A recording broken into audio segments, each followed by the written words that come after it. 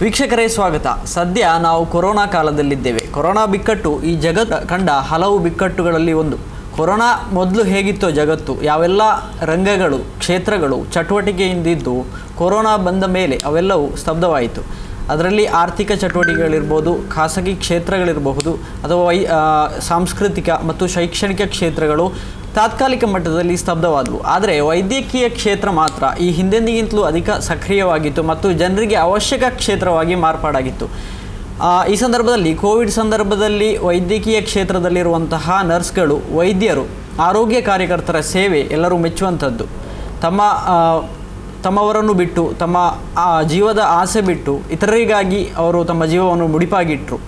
ಆದರೆ ಈ ಎಲ್ಲದರ ನಡುವೆ ಖಾಸಗಿ ಆಸ್ಪತ್ರೆಗಳು ಈ ಕೊರೋನಾ ಸಂದರ್ಭದಲ್ಲಿ ಈ ಕೊರೋನಾ ಭಯವನ್ನು ಲಾಭದ ಮಾರ್ಗವಾಗಿ ಪರಿವರ್ತಿಸ್ತಾ ಇದೆ, ರೋಗಿಗಳಿಂದ ಅಧಿಕ ಹಣವನ್ನು ವಸೂಲಿ ಮಾಡುತ್ತಿದೆ ಎನ್ನುವಂತಹ ಆರೋಪಗಳು ಕೂಡ ಕೇಳಿ ಬರ್ತಾ ಇದೆ. ಸಾಮಾಜಿಕ ಜಾಲತಾಣದಲ್ಲಿ ಇಂತಹ ಆರೋಪಗಳು ವ್ಯಾಪಕವಾಗಿ ಕೇಳಿ ಬರ್ತಾ ಇದೆ. ಹಾಗಾದರೆ ಆಸ್ಪತ್ರೆಗಳು ನಿಜವಾಗಿಯೂ ಹೀಗೆಲ್ಲ ಮಾಡ್ತಾ ಇದೆಯಾ, ಅಥವಾ ಆಸ್ಪತ್ರೆಗಳ ಮೇಲಿರುವ ಆರೋಪಗಳಿಗೆ ಹೊರತಾದಂತಹ ಇನ್ನೇನಾದರೂ ಸತ್ಯ ಇದೆಯಾ, ಆಸ್ಪತ್ರೆಗಳು ಅನುಭವಿಸ್ತಿರುವಂತಹ ಸಂಕಷ್ಟಗಳೇನು ಎನ್ನುವಂತಹದ್ದನ್ನು ತಿಳ್ಕೊಳ್ಳುವ ಪ್ರಯತ್ನವಾಗಿ ಈ ಚರ್ಚೆಯನ್ನು ಇವತ್ತು ಆಯೋಜಿಸಿದ್ದೇವೆ. ನಮ್ಮ ಕಾರ್ಯಕ್ರಮಕ್ಕೆ 3 ಅತಿಥಿಗಳು ಆಗಮಿಸಿದ್ದಾರೆ. ಮೊದಲನೇದಾಗಿ ಎಜೆ ಆಸ್ಪತ್ರೆ ಮತ್ತು ಸಂಶೋಧನಾ ಸಂಸ್ಥೆಯ ವೈದ್ಯಕೀಯ ನಿರ್ದೇಶಕರಾದಂತಹ ಡಾಕ್ಟರ್ ಪ್ರಶಾಂತ್ ಮಾರ್ಲ ಅವರು. ಸರ್, ಕಾರ್ಯಕ್ರಮಕ್ಕೆ ನಿಮಗೆ ಸ್ವಾಗತ. ಎರಡನೇದಾಗಿ ಇವರು ವಾರ್ತಾಭಾರತಿ ಓದುಗರಿಗೆ ಚಿರಪರಿಚಿತರು. ಹಲವು ವಿಡಿಯೋಗಳು, ಲೇಖನಗಳು ಮತ್ತು ಬರಹಗಳ ಮೂಲಕ ವೈದ್ಯಕೀಯ ಕ್ಷೇತ್ರಕ್ಕೆ ಸಂಬಂಧಿಸಿದ ಹಲವು ವಿಷಯಗಳ ಬಗ್ಗೆ ಜಾಗೃತಿಯನ್ನು ಮೂಡಿಸಿದವರು ಮತ್ತು ಮಂಗಳೂರಿನ ಪ್ರಸಿದ್ಧ ವೈದ್ಯರಾದಂತಹ ಡಾಕ್ಟರ್ ಶ್ರೀನಿವಾಸ್ ಕಕ್ಕಿಲಾಯವರು ಕೂಡ ನಮ್ಮ ಜೊತೆಗಿದ್ದಾರೆ. ಸರ್, ಕಾರ್ಯಕ್ರಮಕ್ಕೆ ಸ್ವಾಗತ. ಮೂರನೇದಾಗಿ ಹಲವು ಜನಪರ ಹೋರಾಟಗಳಲ್ಲಿ ಸಕ್ರಿಯವಾಗಿ ಭಾಗವಹಿಸುವವರು, ಹಕ್ಕುಗಳಿಗಾಗಿ ಯಾವತ್ತೂ ಧ್ವನಿ ಎತ್ತುವವರು ಮತ್ತು ಹಲವು ಹೋರಾಟಗಳಲ್ಲಿ ಮುಂಚೂಣಿಯಲ್ಲಿರುವವರು, DYFI ರಾಜ್ಯಾಧ್ಯಕ್ಷರಾದಂತಹ ಮುನೀರ್ ಕಾಟಿಪಳ್ಳ ಅವರು. ಸರ್, ಕಾರ್ಯಕ್ರಮಕ್ಕೆ ನಿಮಗೂ ಸ್ವಾಗತ. ಸರ್, ಮೊದಲನೇದಾಗಿ ಮುನೀರ್ ಕಾಟಿಪಳ್ಳ ಸರ್, ನಿಮ್ಮ ಆರೋಪಗಳ ಮುಖಾಂತರವೇ ನಾವು ಚರ್ಚೆಯನ್ನು ಆರಂಭಿಸೋಣ. ಇತ್ತೀಚೆಗೆ ನಿಮ್ಮ ಒಂದು ಫೇಸ್ಬುಕ್ ಪೋಸ್ಟ್, ಅದು ಕೋವಿ4 ಅನ್ನುವಂತಹ ಇಂಜೆಕ್ಷನ್, ಇದಕ್ಕೆ 4 ರಿಂದ 5 ಸಾವಿರ ಚಾರ್ಜ್ ಮಾಡ್ತಾರೆ ಅಂತ ಒಂದು ಆರೋಪ ಮಾಡಿದ್ರಿ. ನಾರ್ಮಲ್ ಬೆಲೆ ಇದಿಷ್ಟು ಇರುವುದಿಲ್ಲ ಅಂತ. ಸರ್, ಆ ಆರೋಪದ ಬಗ್ಗೆ ಸ್ವಲ್ಪ ಬ್ರೀಫ್ ಆಗಿ ಹೇಳಿ ಸರ್. ಅಂದರೆ ಕೋವಿಡ್-4 ಅನ್ನುವಂಥ ಏನು ಇಂಜೆಕ್ಷನ್ ಏನಿದೆ, ಓಕೆ, ಅದು ಗಂಭೀರ ತಲುಪಿದಂತಹ ರೋಗಿಗಳಿಗೆ ಕೊಡಬೇಕಂತ ತೀರ್ಮಾನ ಮಾಡಿರುವಂಥ ಔಷಧಿ. ಅದು ಕೂಡ ಅದೇನು 100% ಅದನ್ನು ಗುಣಪಡಿಸ್ತದೆ ಅನ್ನುವಂಥ ಖಾತರಿ ಇನ್ನೂ ಕೂಡ ವೈದ್ಯ ಲೋಕ ಮಾಡಿಲ್ಲ ಅಧಿಕೃತವಾಗಿ. ಆದರೆ ಅದನ್ನ ಇವತ್ತು ಅದರ MRP ಬೆಲೆ 5,400 ಇದೆ ಒಂದಿತ್ತು. ಒಬ್ಬ ರೋಗಿಗೆ ಕನಿಷ್ಠ 6 ಬಳಸ್ತಾರೆ, ಮಿನಿಮಮ್ 6 ಬಳಸ್ತಾರೆ. ಆ 5,400 ರೂಪಾಯಿ MRP ಇರುವಾಗಲೇ ಬೇರೆ ಬೇರೆ ಆಸ್ಪತ್ರೆಗಳು ಬೇರೆ ಬೇರೆ ದರವನ್ನ, ಅಂದ್ರೆ ಸ್ವಲ್ಪ ಚರ್ಚೆ ಮಾಡಿದ್ರೆ ಕಡಿಮೆ ಮಾಡಿ ಕೊಡುವಂತಹದ್ದು ಎಲ್ಲ ಇದೆ. ಅದು ಎಲ್ಲಿಯವರೆಗೆ ಅಂದ್ರೆ ಹೊರಗಡೆಯಲ್ಲಿ 2,000 ರೂಪಾಯಿಗೂ ಸಿಗ್ತದೆ ಅದೇ ಔಷಧಿ, MRP 5,400 ರೂಪಾಯಿ ಇರುವಂತದ್ದು. ಆದ್ರೆ ಕೆಲವು ಆಸ್ಪತ್ರೆಗಳನ್ನ ಮೊನ್ನೆ ಬರೆದಂತ ಆಸ್ಪತ್ರೆಗೆ ಸೇರಿ ಏನು ಗಂಭೀರ ಸ್ಥಿತಿ ಇಲ್ಲದಂತಹ ದಿನಕ್ಕೆ ಕೇವಲ 2 ಲೀಟರ್ ಅಷ್ಟೇ, 1 ಲೀಟರ್ 2 ಲೀಟರ್ ಅಷ್ಟೇ ಆಕ್ಸಿಜನ್ ಅಗತ್ಯ ಇದ್ದಂತಹ ರೋಗಿಗೆ ಅದನ್ನು ಬಳಸಿದ್ದಾರೆ. ಬಳಸುವಾಗ ಅದಕ್ಕೆ 5,400 ರೂಪಾಯಿ ಹಾಕಿದ್ದಾರೆ. ಬೇರೆ ಹಾಸ್ಪಿಟಲ್ಗಳಲ್ಲಿ ಕೆಲವು ಪೇಷಂಟ್ಗಳಲ್ಲಿ ನಾನು ವಿಚಾರಿಸಿದಾಗ ಅವರಿಗೆ 2,000 ರೂಪಾಯಿ ಸಿಕ್ಕಿದೆ, 2,200 ರೂಪಾಯಿ ಸಿಕ್ಕಿದೆ, 1,800 ರೂಪಾಯಿಗೆ ಸಿಕ್ಕಿದೆ. ಆ ರೀತಿಯಲ್ಲಿ ಅಷ್ಟು ಕಡಿಮೆಗೆ ಅದನ್ನು ಸಿಕ್ಕುವಾಗ ಈ ಕೊರೋನಾದಂತಹ ಸಂದರ್ಭದಲ್ಲಿ ಖಾಸಗಿ ಆಸ್ಪತ್ರೆಗಳು ಗರಿಷ್ಠ ಲಾಭವನ್ನ ಈ ಸೋಂಕಿತರಿಗೆ ಕೊಡಬೇಕು ಅನ್ನುವಂಥ ನಮ್ಮ ಬೇಡಿಕೆ. ಅಷ್ಟು ಲಾಭವನ್ನ ಬೇರೆ ಬೇರೆ ಆಸ್ಪತ್ರೆಗಳು ಬಿಟ್ಟುಕೊಡುವಾಗ, ಮೆಡಿಕಲ್ಗಳು ಬಿಟ್ಟುಕೊಡುವಾಗ ಆಸ್ಪತ್ರೆಗಳು ಕೂಡ ಬಿಟ್ಟುಕೊಡ್ಬೇಕು, ಆ ಕಡಿಮೆ ದರಕ್ಕೆ ಕೊಡಬೇಕು ಅನ್ನುವಂಥದ್ದೊಂದು. ಮತ್ತೆ ತೀರಾ ಗಂಭೀರ ಸ್ಥಿತಿಯಲ್ಲಿ ಇರಬೇಕಾದಂಥ ರೋಗಿಗಳಿಗೆ ಕೊಡುವಂಥ ಈ ಔಷಧಿಯನ್ನ ಆಕ್ಸಿಜನ್ ಒಂದಿಷ್ಟು ಕೊರತೆ, ಅಂದ್ರೆ 80, 85, 86, 88ಕ್ಕೆ ತಲುಪಿರುವಂತಹ ಕೇವಲ 1 ಲೀಟರಿಂದ 2 ಲೀಟರ್ ಅಷ್ಟೇ ಆಕ್ಸಿಜನ್ ಬೇಕಾಗುವಂತಹ ಕೋವಿಡ್ ಸೋಂಕಿತರಿಗೆ, ಉಸಿರಾಟದ ತೊಂದರೆ ಇರುವವರಿಗೆ ಯಾಕೆ ಕೊಡಬೇಕು, ಅವಶ್ಯಕತೆ ಏನು ಅಂತ ಪ್ರಶ್ನೆ. ಆದರೆ ಆ ವಿಷಯದಲ್ಲಿ ಒಂದು ಆರೋಪವನ್ನು ನಾವು ಮಾಡಿದ್ವಿ. ಓಕೆ ಸರ್, ಪ್ರಶಾಂತ್ ಮಾರ್ಲ ಅವರು ಸರ್ ಹೇಳಿ ಸರ್, ಈ ಬಗ್ಗೆ ನಿಮ್ಮ ಪ್ರತಿಕ್ರಿಯೆ. ಈಗ ಯಾರು ಪೇಷಂಟಿಗೆ ಕೋವಿಡ್ ಪೇಷಂಟ್ ಬಂದ ಎಲ್ಲರಿಗೂ ಆಕ್ಸಿಜನ್ 2 ಲೀಟರ್ ಆಕ್ಸಿಜನ್ ಕೊಡ್ತೇವೆ ಅಥವಾ ದಿನವಿಡಿಯವರೆಗೆ ಆಕ್ಸಿಜನ್ ಇಡ್ತೇವೆ ಅಂತೇನಿಲ್ಲ. ಅವರ ನೀಡ್ ಪ್ರಕಾರ ಎಲ್ಲರಿಗೂ ಗೈಡ್ಲೈನ್ಸ್ ಇದೆ. ಇಷ್ಟು ಪರ್ಸೆಂಟೇಜ್ ಸ್ಯಾಚುರೇಷನ್ ಕಡಿಮೆ ಆದರೆ ಮತ್ತೆ ಏನಾದರೂ ಬ್ಲಡ್ ಇದರಲ್ಲಿ ನೋಡಿಬಿಟ್ಟು ವೇರಿಯೇಷನ್ಸ್ ಬಂದರೆ ಅಂಥವರಿಗೆ ಮಾತ್ರ ಆಕ್ಸಿಜನ್ ಕೊಡೋದು, ಸ್ಯಾಚುರೇಷನ್ ಲೆವೆಲ್ ಕಮ್ಮಿ ಇದ್ದವರಿಗೆ ಮಾತ್ರ. ರೆಮ್ಡೆಸಿವಿರ್ ಡ್ರಗ್ ಕೂಡ ಕೊಡೋದು ಎಲ್ಲರಿಗೂ ಕೊಡೋದಿಲ್ಲ. ಈಗ ಒಂದು 100 ಜನ ಅಡ್ಮಿಟ್ ಆದಾಗ 100 ಜನರಿಗೂ ರೆಮ್ಡೆಸಿವಿರ್ನ ಯಾರನ್ನು ಕೊಡೋದಿಲ್ಲ. ಅದಕ್ಕೆ ನೋಡಿಬಿಟ್ಟು ಫಿಸಿಷಿಯನ್ಸ್ ನೋಡ್ತಾರೆ ಯಾರಿಗೆ ಎಂಥದ್ದು ಮೆಡಿಸಿನ್ ಕೊಡಬೇಕು ಅಂತ ನೋಡಿಬಿಟ್ಟು ಅವರಿಗೆ ಆ ರೆಮಿಡಿಸಿವಿರ್ ಡ್ರಗ್ ಕೊಡ್ತಾರೆ. ಹೆಚ್ಚಾಗಿ ಎಲ್ಲರ ICUಗೆ ಅಡ್ಮಿಟ್ ಆದವರು ಅಂಥವ್ರಿಗೆ ಈ ಔಷಧಿಗಳು ಹೋಗ್ತೇವೆ ಹೊರತು ಪೇಷಂಟ್ ಎಸಿಂಪ್ಟಮ್ಯಾಟಿಕ್ ಪೇಷಂಟ್ಸಿಗೆ ಯಾರು ಈ ಡ್ರಗ್ಸ್ಗಳನ್ನು ಕೊಡೋದಿಲ್ಲ. ಸರ್ ಅದೇ ಆ ಮೆಡಿಸಿನ್ಗೆ ಇರುವಂತಹ ವೇರಿಯೇಷನ್ ಇದೆ ಅಲ್ಲ ಸರ್, ಪ್ರೈಸ್ ವೇರಿಯೇಷನ್ ಅಂತ ಹೇಳಿದ್ರೆ ಬೇರೆ ಬೇರೆ ಕಂಪನಿಯವ್ರದ್ದು ಬೇರೆ ಬೇರೆ ಡ್ರಗ್ಸ್ ಇದೆ. ಆ ಡ್ರಗ್ಸ್ MRP ಒಂದು ರೇಟ್ ಇರ್ತದೆ, ಅದು ಪರ್ಚೇಸ್ ಪ್ರೈಸ್ ಒಂದು ರೇಟ್ ಇರ್ತದೆ. ಎಲ್ಲ ಕಡೆ ಕೂಡ ಪರ್ಚೇಸ್ ಪ್ರೈಸ್ಗೂ MRPಗೂ ಎಲ್ಲ ಏನು ಇದರಲ್ಲಿ ಬಿಸ್ನೆಸ್ ಅಲ್ಲಿ ಕೂಡ MRP ಮತ್ತೆ ಪರ್ಚೇಸ್ ಪ್ರೈಸಸ್ಗಳು ಬೇರೆ ಇದೆ. ಹಾಗೆ ನೋಡ್ಲಿಕ್ಕೆ ಹೋದ್ರೆ ಎಲ್ಲರೂ ಅದೇ ಪ್ರೈಸ್ಗೆ ಕೊಡ್ತಾರಾ? ನಮಗೆ 2,000 ರೂಪಾಯಿಗೆ ಸಿಗೋ ರೆಮಿಡಿಸಿವಿರ್ ನಮಗೆ ಬರುವಾಗ MRP ಅಂತ ಬರುವಾಗ ಅದಕ್ಕೊಂದು 3,000 ರೂಪಾಯಿ ಬರ್ತದೆ. ಅದೊಂದು ಸ್ವಲ್ಪ ಮಾರ್ಜಿನ್ ಇರ್ತದೆ. ಮಾರ್ಜಿನ್ ಇದ್ದೇ ಎಲ್ಲರೂ ಮಾಡೋದು. ಮಾರ್ಜಿನ್ ಇಲ್ಲದೆ ಯಾರಾದರೂ ಬಿಸ್ನೆಸ್ ಮಾಡ್ತಾರಾ? ಹಾಗೆ. ಓಕೆ ಓಕೆ ಓಕೆ ಎರಡನೇದಾಗಿ ಸರ್, ನೀವು ಮಾಡಿರುವಂತಹ ಇನ್ನೊಂದು ಆರೋಪದ ಬಗ್ಗೆ ಕೇಳಬೇಕಂತ ಹೇಳಿದರೆ, ಈ ಆಯುಷ್ಮಾನ್ ಯೋಜನೆಯ ಫಲಾನುಭವಿಗಳು ಯಾರಿರ್ತಾರೆ ಅವರು ಈ ವೈದ್ಯಕೀಯ ಕಾಲೇಜುಗಳಿಗೆ ಹೋದ ಸಂದರ್ಭದಲ್ಲಿ ಬೆಡ್ ನಿರಾಕರಣೆ ಮಾಡಿದ್ದಾರೆ ಎನ್ನುವಂತಹ ಒಂದು ಆರೋಪ ನೀವು ಮಾಡಿದ್ದೀರಿ. ಆ ಬಗ್ಗೆ ಹೇಳೋದಾದರೆ ನಿಮಗೆ ಈ ಆ ಇನ್ಸಿಡೆಂಟನ್ನು ನೋಡಿದಿರಾ? ಹೇಗೆ ಆರೋಪ? ನಾನು ಕೆಲವು ಕೇಸ್ಗಳು ನಾನೇ ಅಟೆಂಡ್ ಮಾಡಿದ್ದೀನಿ. ಇತ್ತೀಚೆಗೆ ಮಂಗಳೂರಿನ ಒಂದು ಖಾಸಗಿ ಆಸ್ಪತ್ರೆಗೆ ಒಬ್ಬರು ಹಾರ್ಟ್ ಪೇಷಂಟು ಅಡ್ಮಿಟ್ ಆಗಿದ್ರು, ಗಂಭೀರ ಸ್ಥಿತಿಯಲ್ಲಿ ICUಗೆ ದಾಖಲು ಮಾಡಿದ್ರು. ಮತ್ತೆ ನೋಡುವಾಗ ಅವರಲ್ಲಿ ₹1 ದುಡ್ಡಿಲ್ಲ. ಬೆಳಿಗ್ಗೆ ಸೇರಿಸಿ ಮಧ್ಯಾಹ್ನ ಆಗುವಾಗ ಗೊತ್ತಾಯ್ತು ₹1 ದುಡ್ಡಿಲ್ಲ ಅಂತ ನಮ್ಮನ್ನ ಸಂಪರ್ಕ ಮಾಡಿದ್ರು ಕುಟುಂಬದವರು. ನಾವು ಮತ್ತೆ DHO ಅವರನ್ನೆಲ್ಲ ಸಂಪರ್ಕ ಮಾಡಿ ಅವರನ್ನ ಆಯುಷ್ಮಾನ್ಗೆ ಶಿಫ್ಟ್ ಮಾಡಿ ರಿಕ್ವೆಸ್ಟ್ ಮಾಡಿದ್ದಕ್ಕೆ ಅವ್ರು ಒಪ್ಕೊಂಡು ನಾವು ರೆಫರೆನ್ಸ್ ಕೊಡ್ತೀವಿ ಅಂತ. ಈ ಖಾಸಗಿ ಹಾಸ್ಪಿಟಲ್ ಹತ್ರ ಹೇಳಿದ್ರು ಅವ್ರಿಗೆ ದುಡ್ಡಿಲ್ಲ, ನಾಳೆ ನಿಮ್ಗೆ ಸಮಸ್ಯೆ ಆಗ್ತದೆ ದುಡ್ಡು ಪೇಮೆಂಟ್ ಅಂತ. ಅವರು ಒಪ್ಕೊಂಡು ನಾವು ಡಿಸ್ಚಾರ್ಜ್ ಮಾಡ್ಲಿಕ್ಕೆ ರೆಡಿಯಾಗಿ ಹಾಸ್ಪಿಟಲ್ಗಳನ್ನ ಪ್ರೈವೇಟ್ ಮೆಡಿಕಲ್ ಕಾಲೇಜ್ಗಳೇನಿದೆ ಅದರಲ್ಲಿ ಒಂದು 3-4 ಮೆಡಿಕಲ್ ಕಾಲೇಜ್ಗಳನ್ನು ಸಂಪರ್ಕ ಮಾಡಿದ್ವಿ. ಎಲ್ಲೂ ಕೂಡ ಬೆಡ್ ಇಲ್ಲ ಅಂತ ಹೇಳಿದ್ರು. ICUನಲ್ಲಿ ನಮಗೆ ಬೆಡ್ ಇಲ್ಲ ಅನ್ನುವಂಥದ್ದನ್ನು ಉತ್ತರ ಕೊಟ್ಟರು.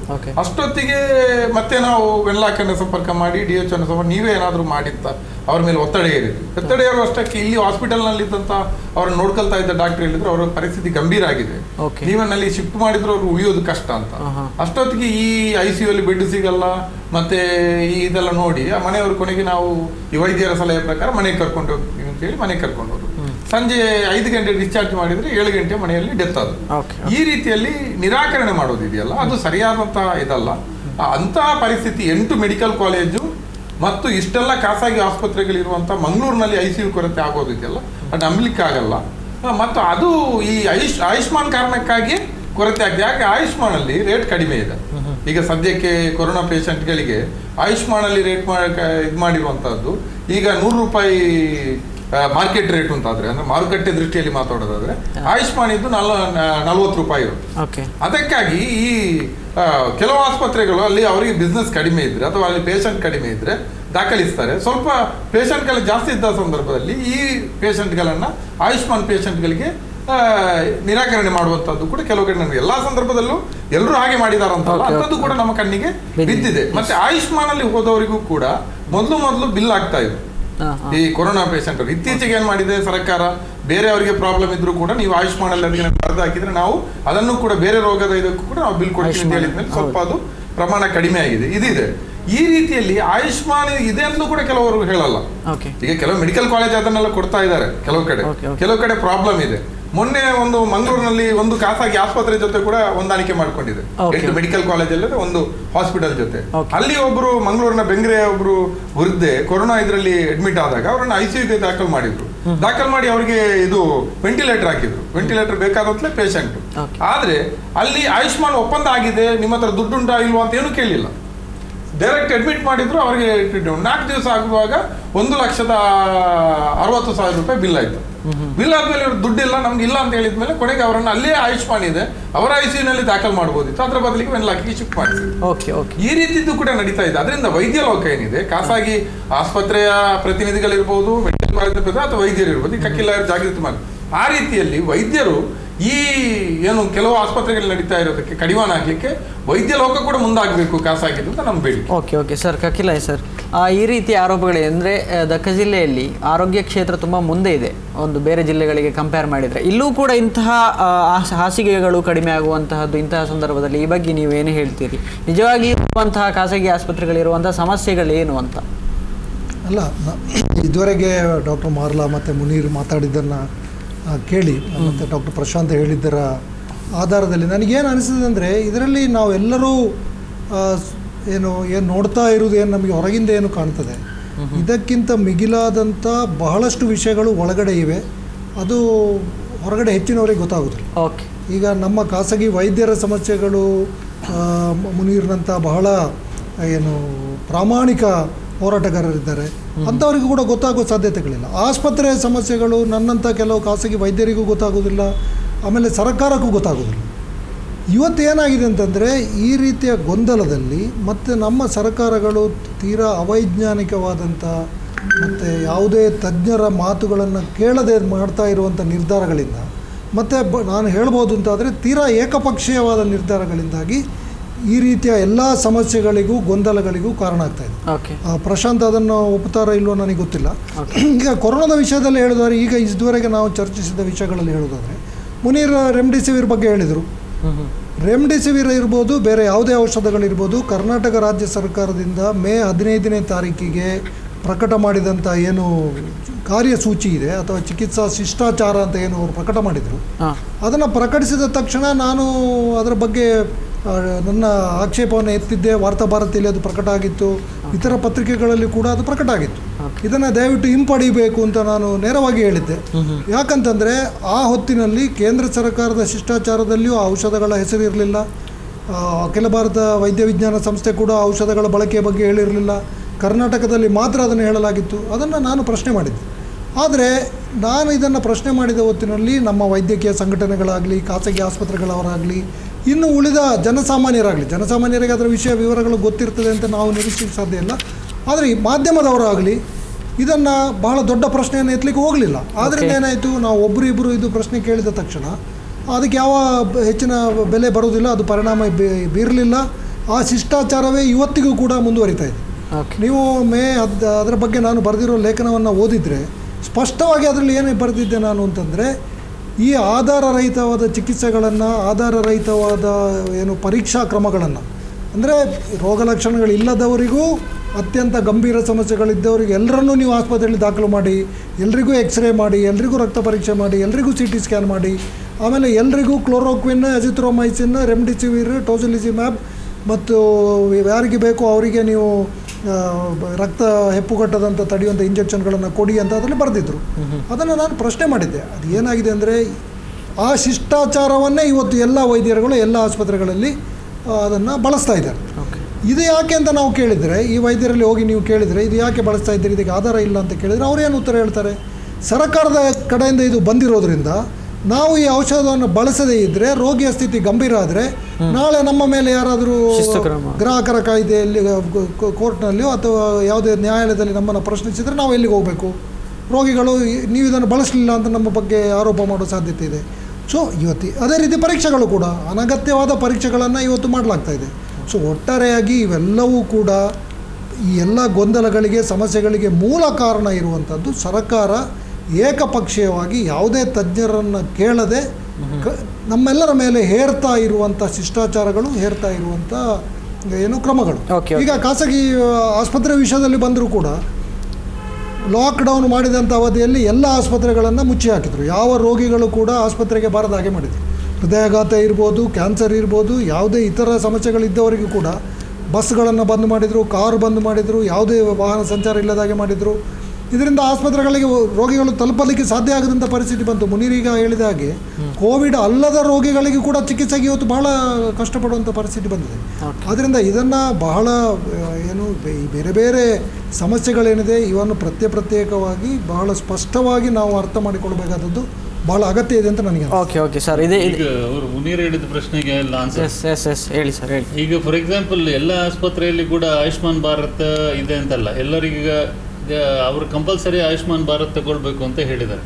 ಫಾರ್ ಎಕ್ಸಾಂಪಲ್ ಒಂದು ಮೆಟರ್ನಿಟಿ ಆಸ್ಪತ್ರೆ, ಆ ಮೆಟರ್ನಿಟಿ ಆಸ್ಪತ್ರೆಯಲ್ಲಿ 50 ಬೆಡ್ ಆಯುಷ್ಮಾನ್ ಭಾರತ್ಗೆ ಕೊಡಿ ಅಂತ ಹೇಳಿದ್ರೆ ಅಲ್ಲಿ ಫೆಸಿಲಿಟಿ, ಅವ್ರನ್ನು ಕೋವಿಡ್ ಟ್ರೀಟ್ಮೆಂಟ್ಗೆ ಫೆಸಿಲಿಟಿ ಇಲ್ಲ. ಸೊ ಹಾಗಾಗಿ ಏನು ಮಾಡಿದ್ರೆ, ಮೇಜರ್ ಹಾಸ್ಪಿಟಲ್ಗಳಲ್ಲಿ, ಮೇಜರ್ ಮೆಡಿಕಲ್ ಕಾಲೇಜ್ ಹಾಸ್ಪಿಟಲ್ಗಳಲ್ಲಿ ಕೋವಿಡ್ ಬೆಡ್ಸ್ಗಳಿಗೆ ಆಯುಷ್ಮಾನ್ ಭಾರತ್ ಇಷ್ಟು % ಬೆಡ್ ಕೊಡಬೇಕು ಅಂತ ಹೇಳಿದ್ರೆ ಎಲ್ಲ ಆಸ್ಪತ್ರೆಗಳು ಅಷ್ಟು % ಬೆಡ್ ಕೊಟ್ಟಿದೆ. ಈಗ ನೋಡುವಾಗ ಏನಾಗಿದೆ ಅಂತ ಹೇಳಿದ್ರೆ, ಇತ್ತೀಚಿನ ದಿನಗಳಲ್ಲಿ ICU ಬೆಡ್ಸ್ಗಳು ಫುಲ್ ಆಗ್ತಾ ಇದೆ. ಓಕೆ. ICU ಬೆಡ್ ಫುಲ್ ಆಗಿರೋದ್ರಿಂದ ಅವ್ರು ಒಮ್ಮೆ ಪೇಷಂಟ್ ಅಲ್ಲಿಗೆ ಬಂದ್ರೆ ಒಂದು 10 ದಿವಸ 7 ದಿವಸ 10 ದಿವಸ ಅಲ್ಲಿ ಇರ್ತಾರೆ, ಹಾಗಾಗಿ ಬೆಡ್ ಆಕ್ಯುಪೈ ಆಗಿದೆ. So number of ICU beds are definitely short in Mangalore. Okay.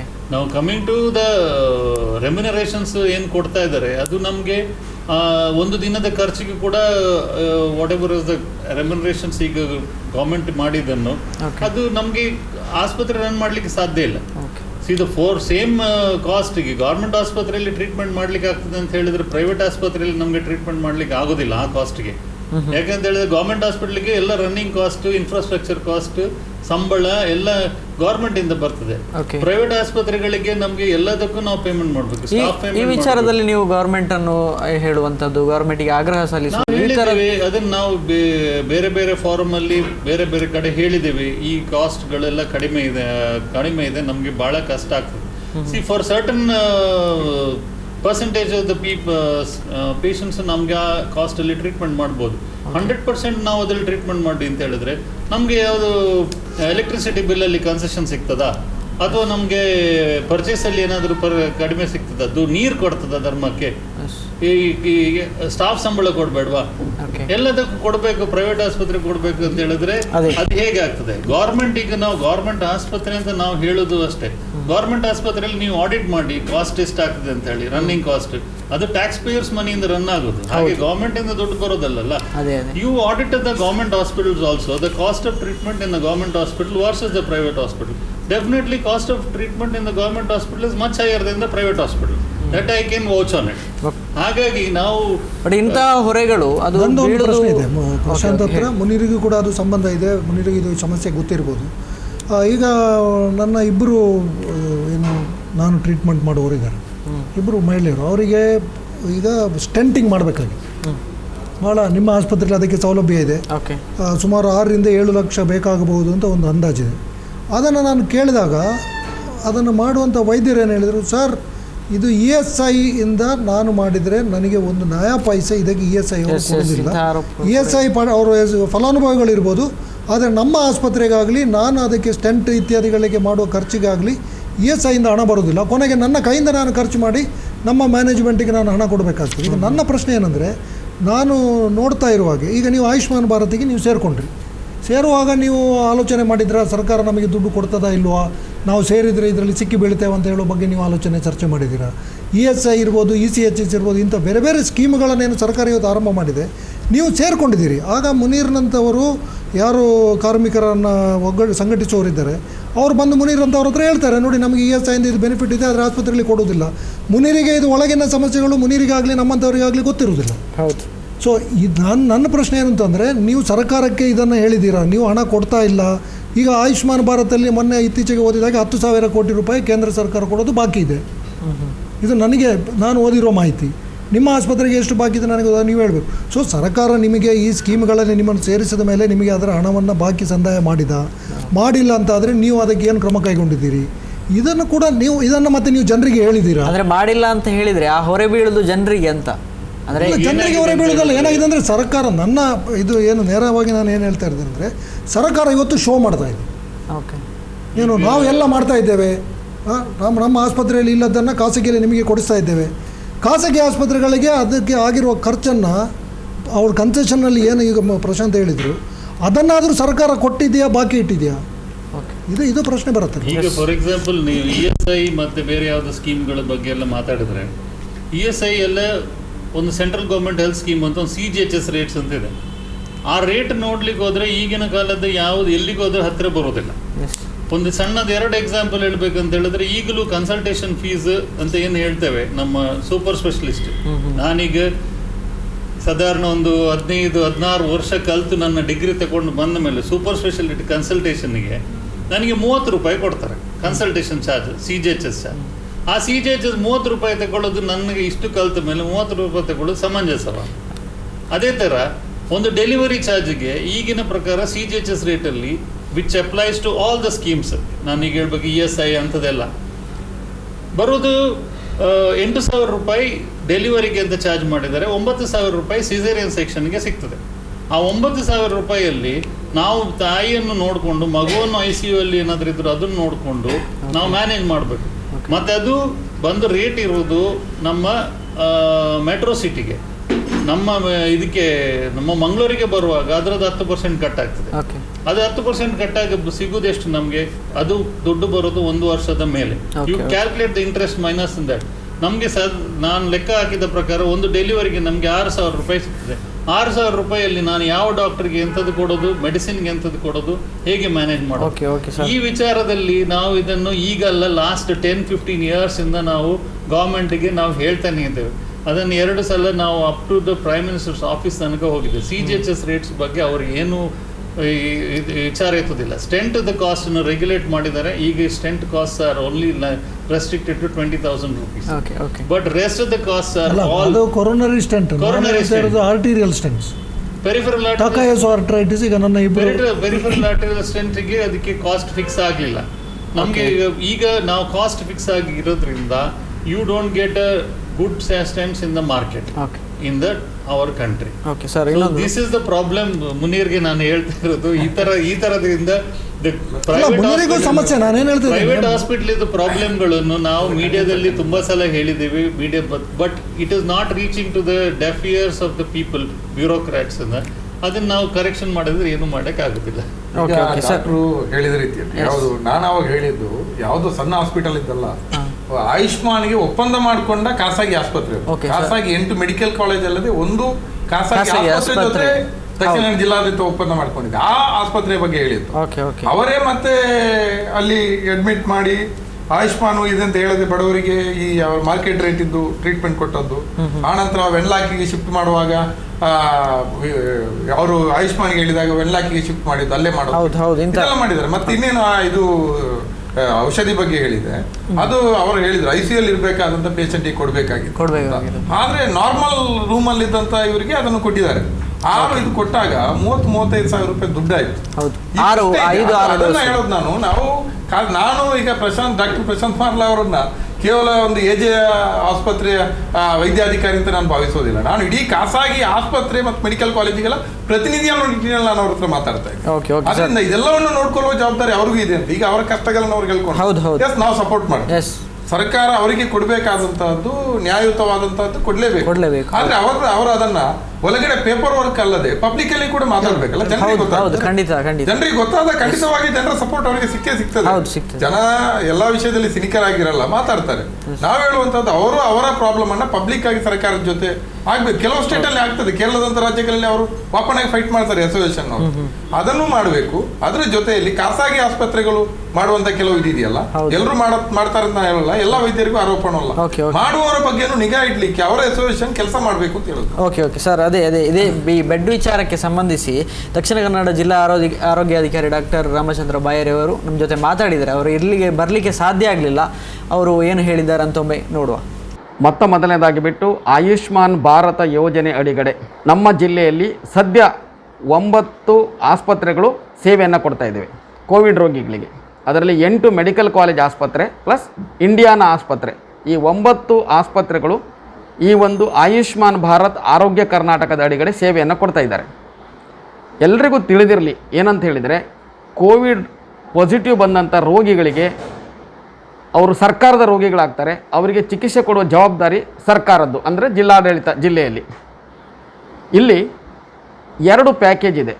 ಒಂದನೇ ಪ್ಯಾಕೇಜ್ ಏನಂತ ಹೇಳಿದರೆ, ಕೋವಿಡ್ ಪಾಸಿಟಿವ್ ಬಂದವ್ರನ್ನ ನಮ್ಮ ಪಬ್ಲಿಕ್ ಹಾಸ್ಪಿಟ್ಲಿಂದ ರೆಫರ್ ಆದಾಗ, ಅಂದರೆ ವೆನ್ಲಾಕ್ ಇರ್ಬೋದು, ತಾಲೂಕು ಆಸ್ಪತ್ರೆ ಇರ್ಬೋದು, ಅಲ್ಲಿಂದ ಈ ಆಸ್ಪತ್ರೆಗಳಿಗೆ ರೆಫರ್ ಮಾಡಿದಾಗ ಒಂದು ಪ್ಯಾಕೇಜನ್ನು ಕೊಟ್ಟಿದ್ದಾರೆ. ಎರಡನೇದು, ನೇರವಾಗಿ ಪೇಷಂಟಲ್ಲಿ ಹೋದಾಗ ಅವರಲ್ಲಿ ಟೆಸ್ಟ್ ಮಾಡಿ ಪಾಸಿಟಿವ್ ಬಂದು ಅಲ್ಲಿ ಸೇವೆ ಕೊಟ್ಟಾಗ ಅಲ್ಲಿ ಒಂದು ರೇಟನ್ನು ಸ್ಲ್ಯಾಬನ್ನು ಕೊಟ್ಟಿದ್ದಾರೆ. ಅದಕ್ಕಿಂತ ಜಾಸ್ತಿ ಮಾಡಬಾರ್ದು ಅನ್ನುವಂಥದ್ದನ್ನು ಸರ್ಕಾರ ಕೊಟ್ಟಿದ್ದಾನೆ. ಈಗಾಗಲೇ ಪತ್ರಿಕೆಯಲ್ಲೂ ಬಂದಿದೆ, ಸರ್ಕ್ಯುಲೇಟು ಮಾಡಿದ್ದೇವೆ. ಸೊ ಅದು ಎಲ್ರಿಗೂ ಗೊತ್ತಿರುವ ವಿಷಯ. ಇಲ್ಲಿ ಸರ್ಕಾರದ ಆದೇಶ ಏನಂತ ಹೇಳಿದರೆ, ಯಾವುದೇ ಆಸ್ಪತ್ರೆ ಇರಲಿ, ಆಯುಷ್ಮಾನ್ ಭಾರತದ ಅಡಿಗಡೆ ನೋಂದಣಿ ಆಗಿರ್ಬೋದು, ನೋಂದಣಿ ಆಗದೇ ಇರ್ಬೋದು, 50% ಹಾಸಿಗೆಯನ್ನು ಈ ಒಂದು ಕೋವಿಡ್ ಪಾಸಿಟಿವ್ ಪೇಷಂಟಿಗೆ ರಿಸರ್ವ್ ಮಾಡಿ ಇಡಬೇಕು ಅನ್ನೋದಿರುವಂಥದ್ದು. ಇದರಲ್ಲಿ 4 ವರ್ಗ ಬರ್ತಾರೆ. ಒಂದನೇ ವರ್ಗ ಅಂದರೆ ಜನರಲ್ ಬೆಡ್ಸ್. ಈಗ ಮನೆಯಲ್ಲೇ ಕ್ವಾರಂಟೈನ್ ಇರಲಿಕ್ಕೆ ಹೋಗಿಬಿಟ್ಟು, ಮನೆಯಲ್ಲೇ ಐಸೋಲೇಷನ್ ಆಗಿ ಚಿಕಿತ್ಸೆ ಪಡೀಲಿಕ್ಕೆ ಹೋಗಿಬಿಟ್ಟು, ಇದರ ಕೊರತೆ ಎಲ್ಲೂ ಇಲ್ಲ, ಯಾವ ಜಿಲ್ಲೆಯಲ್ಲೂ ಇಲ್ಲ, ಎಲ್ಲ ಖಾಲಿ ಇದೆ. ಎರಡನೇದು ಬೇಕಾಗಿರೋದೇನು, ತೀವ್ರತರದ ತೊಂದರೆ ಇದ್ದವರಿಗೆ, ಅದು ಒಂದು ಬರೀ ಆಕ್ಸಿಜನ್ ಕೊರತೆ ಆಗಿಬಿಟ್ಟು ಆಕ್ಸಿಜನ್ ಮುಖಾಂತರ ಆಕ್ಸಿಜನ್ ಹಾಸಿಗೆ ಅಂತ ಹೇಳ್ತೇವೆ, ಅದರ ಕೊರತೆ ಇರ್ಬೋದು, ಹೈ ಫ್ಲೋ ಆಕ್ಸಿಜನ್ ಬೆಡ್ಸ್ ಕೊರತೆ ಇರ್ಬೋದು, ICU ಬೆಡ್ ಕೊರತೆ ಇರ್ಬೋದು, ವೆಂಟಿಲೇಟರ್ ಕೊರತೆ ಇರ್ಬೋದು. ಇದು ನಮಗೆ ಸಮಸ್ಯೆ ಆಗ್ತಿರುವಂಥದ್ದು.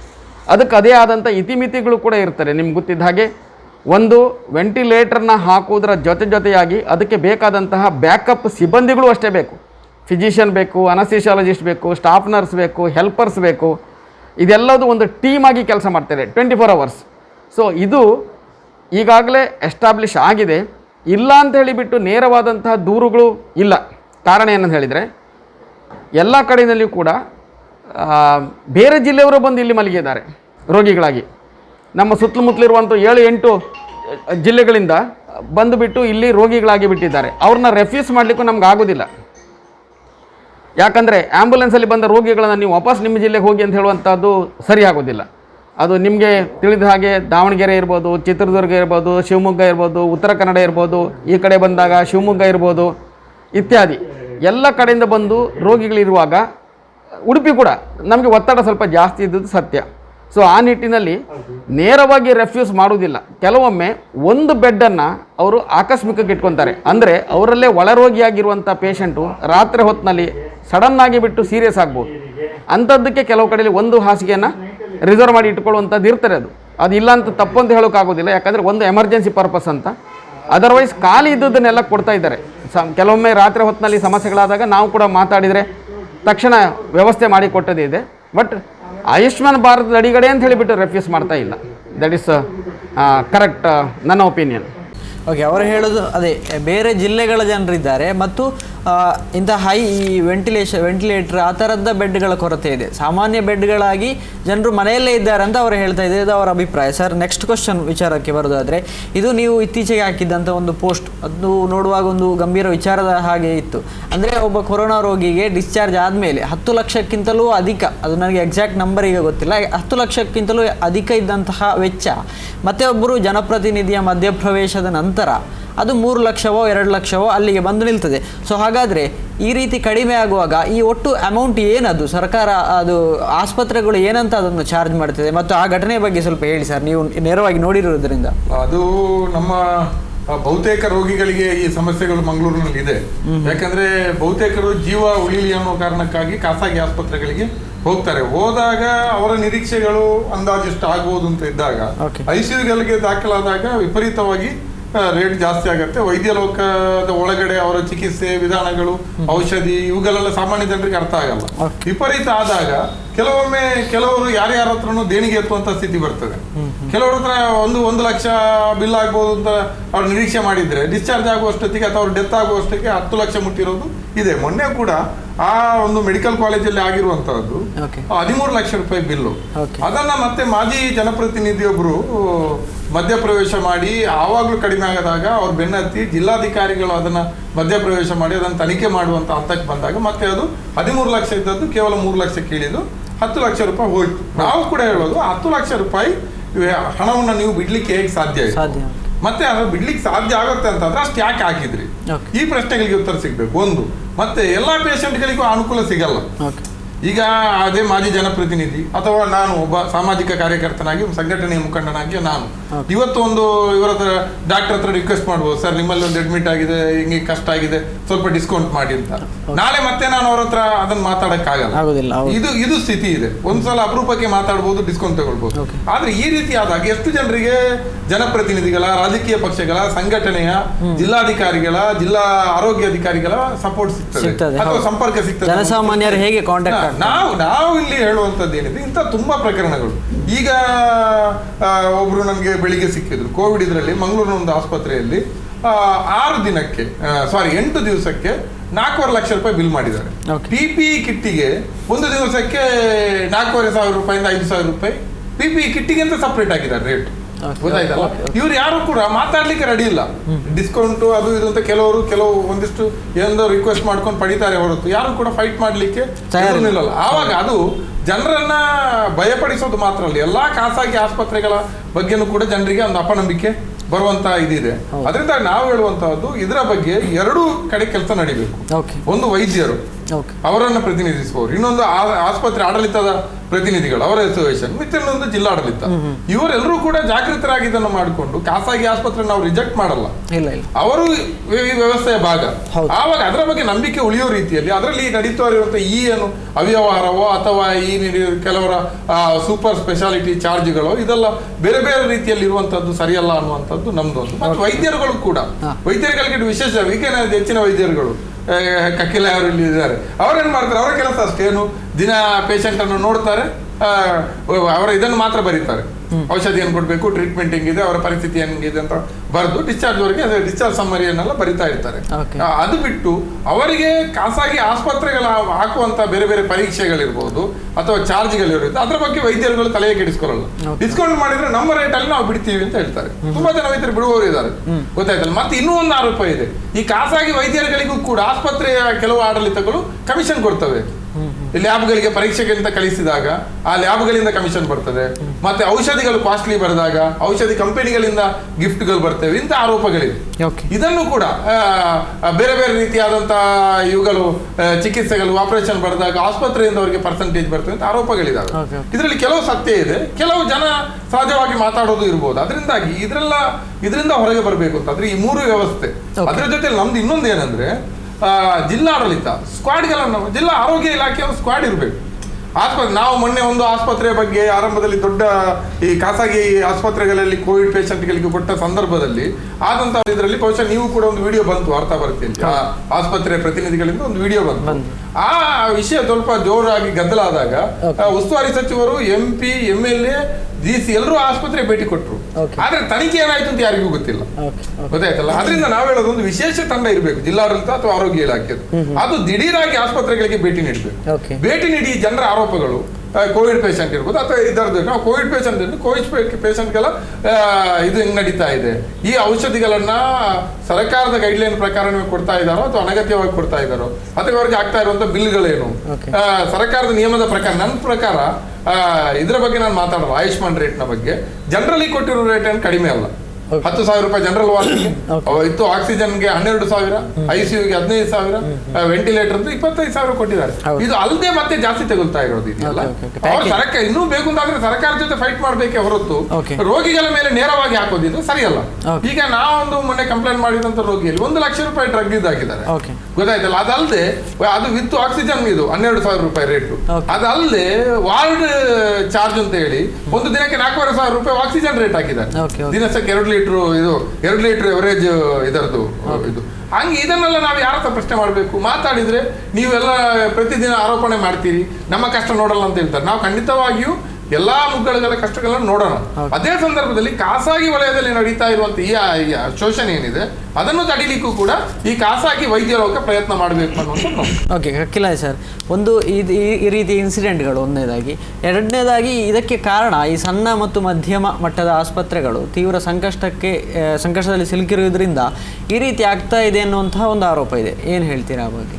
ಅಲ್ಲ, ಇದು ನೋಡಿ, ನಾವೀಗ ಚರ್ಚೆ ಮಾಡುತ್ತಾ ಇರೋದನ್ನು ನೋಡುವಾಗಲೇ ಎಲ್ರಿಗೂ ಇದು ಸ್ಪಷ್ಟ ಆಗಿರಬೇಕು. ಇದ್ರ ಮೂಲ ಕಾರಣ ಇದರದ್ದು ಏನು ಅಂತಂದರೆ ಸರ್ಕಾರ ಸೃಷ್ಟಿ ಮಾಡಿರುವಂಥ ಗೊಂದಲ. ಮಾನ್ಯ ಜಿಲ್ಲಾ ಆರೋಗ್ಯಾಧಿಕಾರಿಗಳವರು ಹೇಳಿದರು, ಪ್ರತಿಯೊಬ್ಬ ಕೋವಿಡ್ ರೋಗಿಯು ಸರ್ಕಾರದ ರೋಗಿ ಅಂತ. ಹೌದು, ಇದು ಭಾಳ ದೊಡ್ಡ ಹೇಳಿಕೆಯನ್ನು ಅವರು ಕೊಟ್ಟಿದ್ದಾರೆ. ಅದು ನಿಜಕ್ಕೂ ಅದು ಆ ಥರ ಇದ್ದರೆ ಭಾಳ ಸಂತೋಷ. ಆದರೆ ಆ ಥರದಲ್ಲಿ ಇಲ್ಲ. ಪ್ರಶಾಂತ್ ಮಾರ್ಲಾ ಏನು ಹೇಳ್ತೀರಿ ಸರ್? ಅದೇ ನಾನು ಅಲ್ಲಲ್ಲ, ಇದಕ್ಕೆ ಪ್ರತಿಯೊಂದು ಕೋವಿಡ್ ರೋಗಿ ಕೋವಿಡ್ ಪೇಷಂಟ್ ಸರ್ಕಾರದ ಅಂತಾದ್ರೆ ಅದಕ್ಕೆ ತಗಲೋ ಕರೆಕ್ಟ್ ಖರ್ಚು ವೆಚ್ಚಗಳನ್ನು ಸರ್ಕಾರ ನೀಡುವುದಾದ್ರೆ ಪ್ರೈವೇಟ್ ಹಾಸ್ಪಿಟಲಲ್ಲಿ ಮಾಡ್ಬೋದು. ಇಲ್ಲದ್ರೆ ಎಲ್ಲರನ್ನು ಗೌರ್ಮೆಂಟ್ ಹಾಸ್ಪಿಟಲಲ್ಲಿ ತಗೊಂಡೋಗಿ ಗೌರ್ಮೆಂಟ್ ಹಾಸ್ಪಿಟಲ್ ಟ್ರೀಟ್ಮೆಂಟ್ ಮಾಡ್ಬೋದು. ಈಗ ಎಷ್ಟು ಜನ ಗೌರ್ಮೆಂಟ್ ಆಸ್ಪತ್ರೆಗೆ ಹೋಗಿ ಟ್ರೀಟ್ಮೆಂಟ್ ಮಾಡ್ಲಿಕ್ಕೆ ರೆಡಿ ಇದ್ದಾರೆ? ಈಗ ಫಸ್ಟಿಗೆ ನಾವು ನೋಡುವಾಗಲೂ ಕೂಡ ಮಾರ್ಟಾಲಿಟಿ ರೇಟ್, ನಾವು ಏನು ಡೆತ್ ರೇಟ್ ನಾವು ನೋಡುವಾಗ ಫಸ್ಟ್ ಫ್ಯೂ ಕೇಸಸಲ್ಲಿ ಡೆತ್ ರೇಟ್ ಜಾಸ್ತಿ ಇತ್ತು.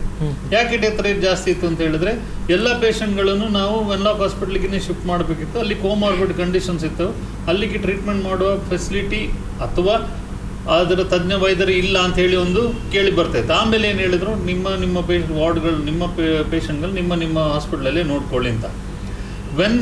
ಯಾವಾಗಲೂ ಪೇಷಂಟ್ ಪ್ರೈವೇಟ್ ಹಾಸ್ಪಿಟ್ಲಿಗೆ ಬರುವಾಗ ನಾವೊಂದು ಅವರಿಗೆ ಕರೆಕ್ಟ್ ಇಷ್ಟೇ ನಿಮ್ಗೆ ಬಿಲ್ ಆಗ್ತದೆ, ಇಷ್ಟೇ ನಿಮ್ಗೆ ಆಗ್ತದೆ, ದಿನಕ್ಕೆ ಇಷ್ಟೇ ಖರ್ಚಾಗ್ತದೆ ಅಂತ ಹೇಳಲಿಕ್ಕೆ ಸಾಧ್ಯವೇ ಇಲ್ಲ. ಮತ್ತೆ ಇದು ಮಲ್ಟಿ ಡಿಸಿಪ್ಲಿನರಿ ಅಪ್ರೋಚ್. ಈಗ ಪಲ್ಮನಾಲಜಿಸ್ಟ್ ನೋಡ್ತಾರೆ, ಫಿಸಿಷಿಯನ್ ನೋಡ್ತಾರೆ, ಇಂಟೆನ್ಸಿವ್ಸ್ ನೋಡ್ತಾರೆ, ಟ್ರಿಕ್ಯಾಸ್ಟಮಿ ಮಾಡ್ಲಿಕ್ಕೆ ಬಂದ ENT ಅವ್ರು ನೋಡ್ತಾರೆ, ಬೇರೆ ನೆಫ್ರಾಲಜಿಸ್ಟ್ ನೋಡ್ತಾರೆ, ಹಾಗೆ ಬೇರೆ ಬೇರೆಯವ್ರು ನೋಡ್ತಾರೆ. ಎಲ್ಲ ಆಸ್ಪತ್ರೆಗಳಲ್ಲಿ ಕೂಡ ಶೆಡ್ಯೂಲ್ಡ್ ರೇಟ್ಸ್ ಅಂತ ನಾವು ಇಟ್ಟಿದ್ದೀವಿ. ನಾವು ಪ್ರತಿ ಆಸ್ಪತ್ರೆ ಕೂಡ, ನನ್ನ ದಕ್ಷಿಣ ಕನ್ನಡ ಆಸ್ಪತ್ರೆ ಬಗ್ಗೆ ನಾನು ಹೇಳ್ಬೋದು, ಎಲ್ಲರೂ ಶೆಡ್ಯೂಲ್ ರೇಟ್ಸ್ ಇದೆ. ಆ ರೇಟ್ಸಿನ ಪ್ರಕಾರನೇ ಎಲ್ಲರೂ ಬಿಲ್ ಮಾಡೋದು. ಅನಾವಶ್ಯಕತೆಯಾಗಿ ಯಾವ ಆಸ್ಪತ್ರೆ ಕೂಡ ಬಿಲ್ ಮಾಡೋದಿಲ್ಲ. ನೀವು ಹೇಳಿದ ಇನ್ಸಿಡೆಂಟ್ ಪ್ರಕಾರ ಹೇಳಬೇಕಾದ್ರೆ ಅವರು 10 ಲಕ್ಷ ಬಿಲ್ ಆಯಿತು, 3 ಲಕ್ಷ ಮಾತ್ರ ಕಟ್ಟಿದ್ರು, ಉಳಿದ 7 ಲಕ್ಷ ಏನಾಯಿತು, ಯಾಕೆ ಹೇಗೆ ಬಿಟ್ಟರು? ತುಂಬ ಜನ ಬಿಡ್ತೇವೆ ನಾವು. ನಮ್ಮನ್ನು ಯಾರಿಗಾದ್ರೂ ಕೇಳಿದರೆ ಯಾವ ಆಸ್ಪತ್ರೆಯಲ್ಲಿ ದಿನಕ್ಕೆ ಎಷ್ಟು ಲಕ್ಷ ಡಿಸ್ಕೌಂಟ್ ಕೊಡ್ತೇವೆ ಅಂತ, ನಮಗೆ ಗೊತ್ತು ಎಷ್ಟೆಷ್ಟು ಲಕ್ಷ ಡಿಸ್ಕೌಂಟ್ ದಿನಕ್ಕೆ ಕೊಡ್ತೇವೆ ಅಂತ. ಅದನ್ನು ಯಾರಿಗೂ ಗೊತ್ತಾಗೋದಿಲ್ಲ. ನಮ್ಮ ಪ್ರಾಫಿಟ್ ಮೇಲೆ ಅದು ನಮ್ಮ ಲಾಸ್. ಅದು ಬಿಲ್, ಅಷ್ಟು ಬಿಲ್ ಬರಬೇಕು. ಯಾವ ಬಿಸ್ನೆಸ್ ಅಲ್ಲಿ ದಿನಕ್ಕೆ ಇಷ್ಟು ದಿನಕ್ಕೆ ಇದು ಕೊಡ್ತಾರೆ, ಲಾಸ್ ಕೊಡ್ತಾರೆ. ಈಗ ನಮಗೆ ಒಂದು ಸ್ಟಾಫ್ಗಳಿಗೆ ಸಂಬಳ ಕೊಡಬೇಕಲ್ಲಿ. ಆ ಸ್ಟಾಫ್ಗೆ ಕೋವಿಡ್ ಡ್ಯೂಟಿ ಹಾಕಿದಾಗ ಅವರಿಗೆ ಡಬಲ್ ಕೊಡಬೇಕು, ಅಥವಾ ನಾವು ಅವರಿಗೆ ಇನ್ಸೆಂಟಿವೈಸ್ ಮಾಡಬೇಕಾಗ್ತದೆ. ಎಲ್ಲಿಂದ ನಾವು ಇನ್ಸೆಂಟಿವೈಸ್ ಮಾಡೋದು? Unless we get income out of it, V cannot incentivise. ಹಾಗಾಗಿ ಸ್ಕೆಡ್ಯೂಲ್ಸ್ ಎಲ್ಲ ಚಾರ್ಜಸ್ ಇರ್ತದೆ. ಎಲ್ಲರದ್ದು ಬಿಲ್ ನನಗೆ ಗೊತ್ತಿರುವ ಹಾಗೆ ದಕ್ಷಿಣ ಕನ್ನಡದ ಆಸ್ಪತ್ರೆಗಳದ್ದು ಎಲ್ಲ ಬಿಲ್ಸ್ಗಳು ಟ್ರಾನ್ಸ್ಪರೆಂಟ್ ಆಗಿದೆ. ಅದನ್ನು ಏನು ಬೇಕಿದ್ರು ಡಿಸೈಡ್ ಮಾಡ್ಬೋದು. ಅದೆಲ್ಲ ನಾವು ಬಿಟ್ಟದ್ದೇನು ಅಂತ ಹೇಳಿದ್ರೆ ನಮಗೆ ಮೇಲೆ ಪ್ರೆಷರ್ ಇರ್ತದೆ ಅಲ್ಲಿಂದ. ನೀವು ಅಷ್ಟು ಬಿಡಿ, ನೀವು ಅಷ್ಟು ತಗೊಳ್ಳಿ, ಯಾರು ಬಂದು ಹೇಳಿದ್ರು ಗಲಾಟೆ ಮಾಡ್ತಾರೆ, ನೀವು ಅಷ್ಟು ಮಾಡಿ ಬಾಡಿ ಬಿಟ್ಟು ಕೊಡಿ. ನಮ್ಗೆ ಇಲ್ಲಿ ತನಕ ಗೌರ್ಮೆಂಟಿಂದ ಬೇರೆ ಬೇರೆ ಟೈಮಲ್ಲಿ ಆದ ಪ್ರಾಬ್ಲಮ್ಗಳಿಂದ ಗೌರ್ಮೆಂಟಿಂದ ಬರುವ ಅಮೌಂಟೇ ತುಂಬ ಇದೆ. ನಮಗಂತ, ನಮ್ಮ ಆಸ್ಪತ್ರೆಗಂತಲ್ಲ, ನೀವು ಯಾವ ಆಸ್ಪತ್ರೆ ದಕ್ಷಿಣ ಕನ್ನಡದಲ್ಲಿ ತಗೊಳ್ಳಿ, ಗೌರ್ಮೆಂಟ್ ಏನೋ ಒಂದು ಆಗಿರ್ತದೆ, ಕಮ್ಯುನಲ್ ರೈಟ್ಸ್ ಆಗಿರ್ತದೆ. ಆಗ ಹೇಳ್ತಾರೆ ಎಲ್ಲರೂ ತಂದು ಹಾಕಿ ಪೇಷಂಟ್, ನಾವು ಆಮೇಲೆ ಕೊಡ್ತೇವೆ ಅಂತ. ಯಾವ ಆಸ್ಪತ್ರೆಗೂ ಇಲ್ಲಿ ತನಕ 1 ಪೈಸೆ ದುಡ್ಡು ಬಂದಿಲ್ಲ. ಅದೇ ಥರ ನಾವು ಈ ಲಾಸಸ್ ನಾವು ಕೊಡ್ತಾ ಇದ್ದೀವಿ. ಈಗ ನೀವು ಅವ್ರು ಹೇಳಿದ ಒಂದು ಆಸ್ಪತ್ರೆ ಅವರು 7 ಲಕ್ಷ ಲಾಸ್ ಕೊಟ್ಟಿದ್ದಾರೆ. ಅದು ಅವರ ಏನು ಓವರ್ ಆಲ್ ಇನ್ಕಮ್ ಇಂದ ಅವ್ರು ಬಿಟ್ಟದ್ದು. ಏನಾಗ್ತದೆ, ನಮ್ಗೆ ಬೇರೆ ಬೇರೆ ಪ್ರೆಷರ್ ಬರ್ತದೆ, ನಾವು ಬಿಡ್ಲೇಬೇಕಾಗ್ತದೆ. ಅಷ್ಟು ದೊಡ್ಡ ಅಮೌಂಟ್ ಅನ್ನು ಬಿಡ್ಲೇಬೇಕಾಗ್ತದೆ. ಏನ್ ಮಾಡ್ತಾರೆ, ನಾವು ಕೊಡೋದಿಲ್ಲ ಅಂತ ಹೇಳಿದ್ರೆ ಏನ್ ಮಾಡ್ತಾರೆ, ಬಾಡಿ ಬಿಟ್ಟು ಕೊಡೋದಿಲ್ವಾ ಅಂತ ಅದಕ್ಕೂ ಗಲಾಟೆ ಮಾಡ್ತಾರೆ. So finally it is on a humanitarian basis the management decides to let go that amount. So people should understand it is from the margin of the hospital, profit margin of the hospital people are living. ನಮಗೆ ಯಾವ ಆಸ್ಪತ್ರೆ ಕೂಡ ಏನು 20% profit margin ಅಲ್ಲಿ ಕೆಲಸ ಮಾಡ್ತಾ ಇಲ್ಲ. You can see the best of the hospitals in the country.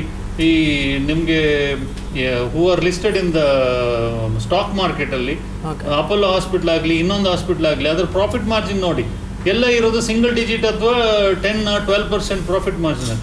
ಎಲ್ಲ ಆಸ್ಪತ್ರೆ ಕೂಡ ವರ್ಕ್ ಮಾಡೋದು 10-12% ಪ್ರಾಫಿಟ್ ಮಾರ್ಜಿನ್ ಅಲ್ಲಿ. ಬೇರೆ ಯಾವ ಬಿಸ್ನೆಸ್ ಅಷ್ಟು ಕಡಿಮೆ ಪ್ರಾಫಿಟ್ ಮಾರ್ಜಿನ್ ಅಲ್ಲಿ ಬಿಸ್ನೆಸ್ ಮಾಡ್ತಾರೆ?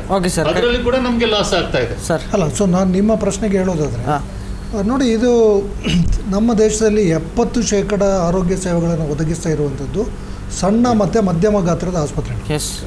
ಈ ಸಣ್ಣ ಮತ್ತು ಮಧ್ಯಮ ಗಾತ್ರದ ಆಸ್ಪತ್ರೆಗಳಲ್ಲಿ 75% ಆಸ್ಪತ್ರೆಗಳನ್ನು ದಂಪತಿಗಳು, ಅಂದರೆ ಒಬ್ಬರು ಅಥವಾ ಗಂಡ ಹೆಂಡತಿ ಇಬ್ಬರು ವೈದ್ಯರಾಗಿರುವಂಥವ್ರು ನಡೆಸ್ತಾ ಇರುವ ಆಸ್ಪತ್ರೆಗಳು. ಅವರು 24 ಗಂಟೆ ಅಲ್ಲಿಯೇ ಇರ್ತಾರೆ. ತಾಲೂಕು ಕೇಂದ್ರಗಳಲ್ಲಿ ಅಥವಾ ಹಳ್ಳಿಗಳಲ್ಲಿ ಇವರು ಆಸ್ಪತ್ರೆಗಳನ್ನು ನಡೆಸ್ತಾ ಇದ್ದಾರೆ. ಈ ಆಸ್ಪತ್ರೆಗಳಿಗೆ ಸರ್ಕಾರದಿಂದ ಯಾವುದೇ ರೀತಿಯ ಬೆಂಬಲ ಆಗಲಿ ನೆರವು ಆಗಲಿ ಇಲ್ಲವೇ ಇಲ್ಲ. ಈ ಕಾರಣಕ್ಕೆ ಇವತ್ತು ಏನಾಗಿದೆ ಅಂತಂದರೆ, ಈ ತಾಲೂಕು ಕೇಂದ್ರಗಳಲ್ಲಿ ಮತ್ತು ಸಣ್ಣ ಸಣ್ಣ ಊರುಗಳಲ್ಲಿ ಹೊಸ ಆಸ್ಪತ್ರೆಗಳನ್ನು ತೆರೆಯುವುದಕ್ಕೆ ಯಾವ ವೈದ್ಯರುಗಳು ಕೂಡ ಮುಂದೆ ಬರ್ತಾ ಇಲ್ಲ. ಇನ್ನು ಈ ಕೋವಿಡ್ ವಿಚಾರದಲ್ಲಿ ಹೇಳೋದಾದರೆ, ಮೊದಲಿನ ದಿನದಿಂದಲೇ ನಾವು ಕೆಲವರು ಇದರ ಬಗ್ಗೆ ಸರ್ಕಾರಕ್ಕೆ ಹೇಳ್ತಾ ಇದ್ದೆವು, ನೀವು ವಿಷಯವನ್ನು ಸ್ಪಷ್ಟವಾಗಿ ಜನರಿಗೆ ಹೇಳಿ. ಏನು ಅಂತಂದರೆ 80-90% ರೋಗಿಗಳಿಗೆ, ಸೋಂಕು ತಗುಲಿದವರಿಗೆ ಯಾವ ಚಿಕಿತ್ಸೆಯೂ ಅಗತ್ಯ ಬರೋದಿಲ್ಲ. ಅವರಿಗೆ ಮನೆಯಲ್ಲೇ ಇರಲಿಕ್ಕೆ ಹೇಳಿ. ಯಾರಿಗೆ ಒಂದು 5% ಅಥವಾ ಅದಕ್ಕಿಂತ ಕಡಿಮೆ ಶೇಕಡ ಜನರು ಏನು ಸ್ವಲ್ಪ ಸಮಸ್ಯೆ ಆಗ್ಬೋದು ಅಂಥವ್ರನ್ನಷ್ಟೇ ಆಸ್ಪತ್ರೆಗೆ ಬರಲಿಕ್ಕೆ ಹೇಳಿ. 1000ಕ್ಕೆ 4-5 ಜನರಿಗೆ ಅಷ್ಟೇ ತುರ್ತು ಚಿಕಿತ್ಸೆ ಅಗತ್ಯ ಬರ್ತದೆ. ಇದನ್ನು ಕೂಡ ಲೆಕ್ಕ ಮಾಡಿ.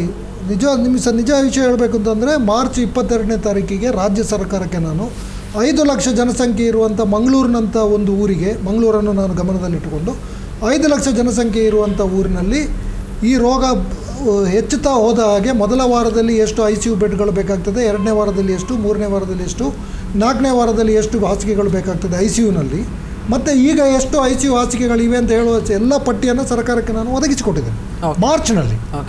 ಅಂದರೆ ಮಾರ್ಚ್ನಿಂದ ಇದು ಸೆಪ್ಟೆಂಬರ್ವರೆಗೆ ಮಾನ್ಯ ಆರೋಗ್ಯ ಸಚಿವರು ಅಥವಾ ವೈದ್ಯಕೀಯ ಶಿಕ್ಷಣ ಸಚಿವರು ಕೆಲವು ವಾರಗಳ ಹಿಂದೆ ಒಂದು ಹೇಳಿಕೆ ಕೊಟ್ಟರು. ನಾವು ಲಾಕ್ಡೌನ್ ಸಮಯದಲ್ಲಿ ಎಲ್ಲ ವ್ಯವಸ್ಥೆಯನ್ನು ಮಾಡಿದ್ದೇವೆ, ಸರ್ವಸನ್ನದ್ಧರಾಗಿದ್ದೇವೆ. ಅದೇ ಸಚಿವರು 2-3 ವಾರದ ನಂತರ ಮತ್ತೆ ಹೇಳ್ತಾರೆ ಆಮ್ಲಜನಕದ ಕೊರತೆ ಇದೆ, ಅದನ್ನು ವ್ಯವಸ್ಥೆ ಮಾಡಲಿಕ್ಕೆ ಆಗಲಿಲ್ಲ ಅಂತ. ಹಾಗಾದರೆ ನೀವು ಈ ಕಳೆದ 4.5 ತಿಂಗಳ ಸಮಯದಲ್ಲಿ ಕಾಲಾವಕಾಶದಲ್ಲಿ ನಿಮಗೆ ಎಲ್ಲ ವಿವರಗಳನ್ನು ನಾವು ಸ್ಪೂನ್ ಫೀಡಿಂಗ್ ಅಂತ ಹೇಳ್ತೀವಲ್ಲ, ಒಂದು 5 ಲಕ್ಷ ಜನಸಂಖ್ಯೆಗೆ ಇಷ್ಟು ಬೆಡ್ ನಿಮಗೆ ಬೇಕಾಗ್ತದೆ ಅಂತ ಹೇಳೋದನ್ನು ಅಂತಾರಾಷ್ಟ್ರೀಯ ಮಟ್ಟದಲ್ಲಿ ನಡೆದಿರುವ ಅಧ್ಯಯನಗಳ ಆಧಾರದಲ್ಲಿ ತಿಳಿಸಿದಾಗಲೂ ಕೂಡ ಅದನ್ನು ನೀವು ಮಾಡಲಿಕ್ಕೆ ಸಾಧ್ಯ ಆಗದೇನೆ ಇವತ್ತು ಬೇರೆ ಜಿಲ್ಲೆಗಳಿಂದ ನಮ್ಮ ಊರಿಗೆ ಜನ ಬರ್ತಾ ಇದ್ದಾರೆ, ಅವ್ರನ್ನ ಏನು ಮಾಡಲಿಕ್ಕೆ ಆಗ್ತದೆ, ನಮ್ಮಲ್ಲಿ ಬೆಡ್ ಇಲ್ಲ ಅಂತ ಹೇಳಿ ಈ ಥರ ಅಧಿಕಾರಿಗಳೇ ಹೇಳ್ತಾರೆ ಅಂತಂದರೆ ಇದು ನಿಜಕ್ಕೂ ಬಹಳ ಏನು ಬೇಸರದ ವಿಷಯ. ಇದು ಆಗಬೇಕಾದ ಅಗತ್ಯ ಇರಲಿಲ್ಲ. ತುಂಬ ವ್ಯವಸ್ಥಿತವಾಗಿ ಕೋವಿಡ್ ನಿಯಂತ್ರಣವನ್ನು ನಮ್ಮ ಸರ್ಕಾರ ಮಾಡ್ಬೋದಾಗಿತ್ತು, ಅದನ್ನು ಮಾಡಿಲ್ಲ ಅಂತ ಹೇಳೋದನ್ನು ಭಾಳ ದುಃಖದಿಂದ ಇವತ್ತು ಜನರ ಮುಂದೆ ಹೇಳಬೇಕಾಗಿತ್ತು. ಓಕೆ, ಇದರಿಂದಾಗಿಯೇ ಈ ಎಲ್ಲ ಸಮಸ್ಯೆಗಳಿಗೆ ಮೂಲ ಕಾರಣ ಅದೇ ಆಗ್ತಾ ಇದೆ. ಬಿಲ್ ಹೆಚ್ಚುವಳಿ ನೀವು ಹೇಳಿದ್ರು.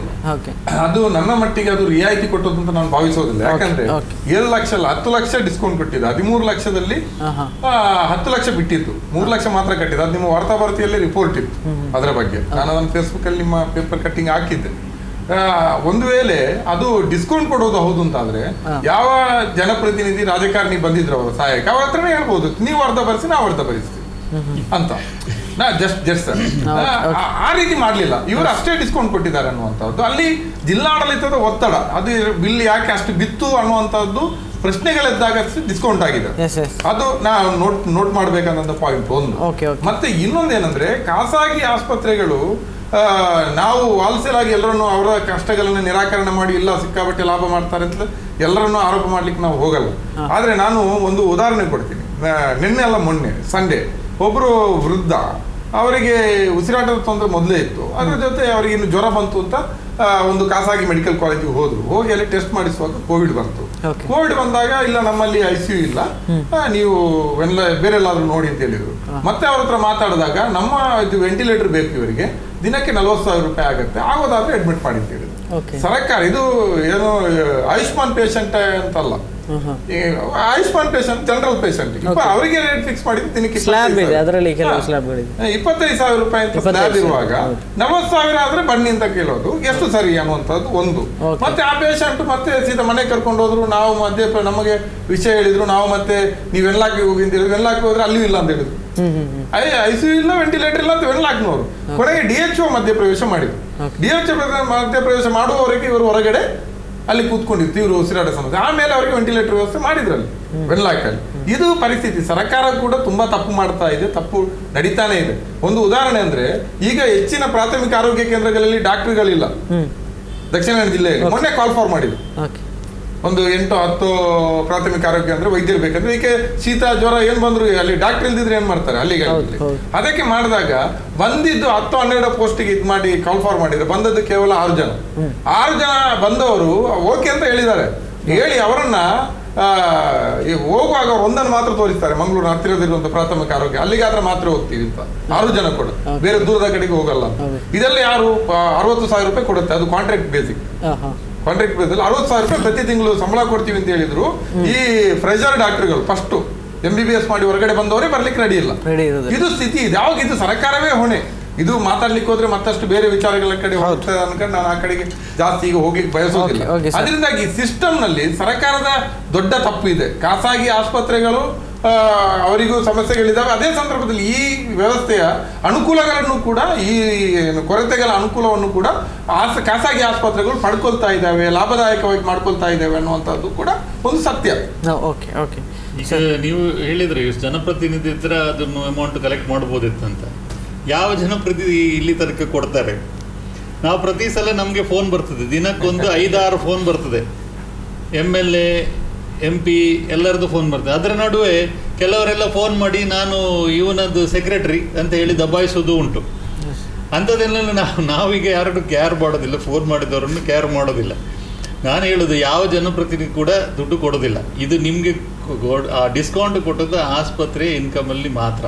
ಅದು ಒಂದು ನಿಮ್ಮದು. ಸೆಕೆಂಡ್, ನಿಮ್ಮದು ಪ್ರಾಬ್ಲಮ್ ನೀವು ಹೇಳಿದ್ರಿ ಅಪಾಯಿಂಟ್ಮೆಂಟ್ಸ್ ಮಾಡುವಾಗ ಈಗ ಗೌರ್ಮೆಂಟ್ ಅಪಾಯಿಂಟ್ಮೆಂಟ್ಸ್ ತುಂಬ ಸಮಯದಿಂದ ನಾವು ಹೇಳ್ತಾ ಇದ್ವಿ. ಇದನ್ನು ಕೂಡ ಲಾಸ್ಟ್ 10 to 15 years ಇಂದ ನಾವು ಇಲ್ಲಿ ಅಲ್ಲ ಕಕಿಲೆಯರು ಕೂಡ ಇದ್ರು. ನಾವು ವಿಧಾನಸೌಧದಲ್ಲಿ ಕೂಡ ನಾವು ಡಿಸ್ಕಷನ್ ಆಗಿದೆ, ಯಾಕೆ ಪೆರಿಫರಲ್ಗೆ ಡಾಕ್ಟರ್ ಹೋಗೋದಿಲ್ಲ. ಈಗ ನಮ್ಗೊಂದು MBBS ಆದ ಹುಡುಗ ಕಾಂಪಿಟೇಟಿವ್ ಎಕ್ಸಾಮಲ್ಲಿ ಎಲ್ಲರೂ ಟಾಪರ್ ಬಂದವರೆಲ್ಲ MBBS ಆಗಬೇಕು ಅಂತ ಹೇಳಿ, ಆದರೆ ಅವ್ರಿಗೊಂದು MBBS ಆಗಿ ಬರೋದು ಯಾಕೆ? ಅವ್ನು ಬರೋದು ಒಂದು ಕೂಡ ಅವನಿಗೆ ಕೂಡ he has to earn something in his life, ಅದಕ್ಕೆ ಅವನು ಬರೋದು. ಇಲ್ಲದಿದ್ದರೆ ಅವನು ಅಷ್ಟು ಕಷ್ಟಪಟ್ಟು 90-95% ತಗೊಂಡು ಒಂದು ಖಾಲಿ ಒಂದು 20-30 ಸಾವಿರಕ್ಕೆ ಕೆಲಸ ಮಾಡೋದು, ಅವನು ಯಾಕೆ MBBS ತಗೊಳ್ಬೇಕು? World over health care is expensive. ಎಲ್ಲ ಕಡೆ ಫಾರಿನ್ ಕಂಟ್ರಿಲಿ ಹೋದರೂ ಕೂಡ private health care is even more expensive. ಯಾಕೆ ಅದು ಹೋಗೋದು? ಎಲ್ಲರೂ ಕೆಲಸ ಮಾಡೋದು ಅವರಿಗೆ ಅವರವರ ಅನುಕೂಲಕ್ಕೆ ತಕ್ಕ ಮಾಡೋದು. ಅದಕ್ಕೆ ಸೊ ಅವನನ್ನೊಂದು ಬಂದವನಿಗೆ ಒಂದು 20,000 ಸಂಬಳ ಕೊಡ್ತೇವೆ, ನೀನು ಅಲ್ಲಿ ಹೋಗು ಅಂತೇಳಿ ಕಳಿಸೋದು. ಅಲ್ಲಿ ಹೋದರೆ ಅವನಿಗೊಂದು ಒಳ್ಳೆ ಮನೆ ಇಲ್ಲ, ಒಂದು ಫೆಸಿಲಿಟಿ ಇಲ್ಲ, ಆಸ್ಪತ್ರೆ ಇದು ಸಣ್ಣ ಸಣ್ಣ PHCಯಲ್ಲಿ ಕೆಲಸ ಮಾಡಲಿಕ್ಕೆ. ಇನ್ನೊಂದು ಯಾವುದೇ ಗೌರ್ಮೆಂಟ್ ಎಂಪ್ಲಾಯಿ ಇರ್ಬೋದು, ಒಂದು VA ಇರ್ಬೋದು, ಅವನು ಹೋದರೆ ಅವನಿಗೊಂದು ಮನೆ ಇರ್ತದೆ, ಒಂದು ಜೀಪ್ ಇರ್ತದೆ, ಡ್ರೈವರ್ ಇರ್ತದೆ. ನಾವು MBBS ಡಾಕ್ಟರ್ಗೆ ಏನಾದರೂ ಫೆಸಿಲಿಟಿ ಇದೆಯಾ? ಏನೂ ಫೆಸಿಲಿಟಿ ಕೊಡೋದಿಲ್ಲ. ಆಮೇಲೆ ಅಲ್ಲಿ ಏನಾದರೂ ಪ್ರಾಬ್ಲಮ್ ಆದರೆ ಬಂದ ಹೊಡೆಯೋದು ಡಾಕ್ಟರ್ಗೆ. ಸೊ ಹಾಗಾಗಿ ಯಾರು ಈಗ ಪೆರಿಫರಿಗೆ ಹೋಗೋದಿಲ್ಲ. ಈಗಾಗಲೇ ಕಕಿಲೆಯರು ಹೇಳಿದಾಗೆ 70-75% of the health care is taken care by the private health providers.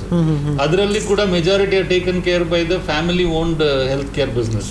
Next ಜನರೇಷನ್ಗೆ ನೀವು ನೋಡಿ, ಜಸ್ಟ್ ವೇಟ್. ಇವರ ಮಗ ಮೆಡಿಕಲ್ಗೆ ಸೇರಲಿಲ್ಲ, ಕೆಲವು ಈಗ ಡಾಕ್ಟರ್ ಮಕ್ಕಳು ಕೂಡ ಯಾರು ಮೆಡಿಕಲ್ಗೆ ಸೇರ್ತಾ ಇಲ್ಲ. ಇನ್ನೂ ಕೆಲವು ವರ್ಷ ಹೋಗ್ಲಿ. ಈಗ ಹೇಗೆ ನಮಗೆ ನರ್ಸಿಂಗ್ ಇದು ಪ್ರಾಬ್ಲಮ್ ಇದೆ, ಇನ್ನೊಂದು 10 years ಆದಮೇಲೆ ನಮಗೆ 100% ಡಾಕ್ಟರ್ಸ್ ಸಿಗೋದಿಲ್ಲ. ಈಗ ಕಾರ್ಡಿಯೋಥೊರಾಸಿಕ್ ಸರ್ಜರಿಗೆ ಯಾರು ಹೋಗ್ತಾ ಇಲ್ಲ, ಆಯ್ತಾ?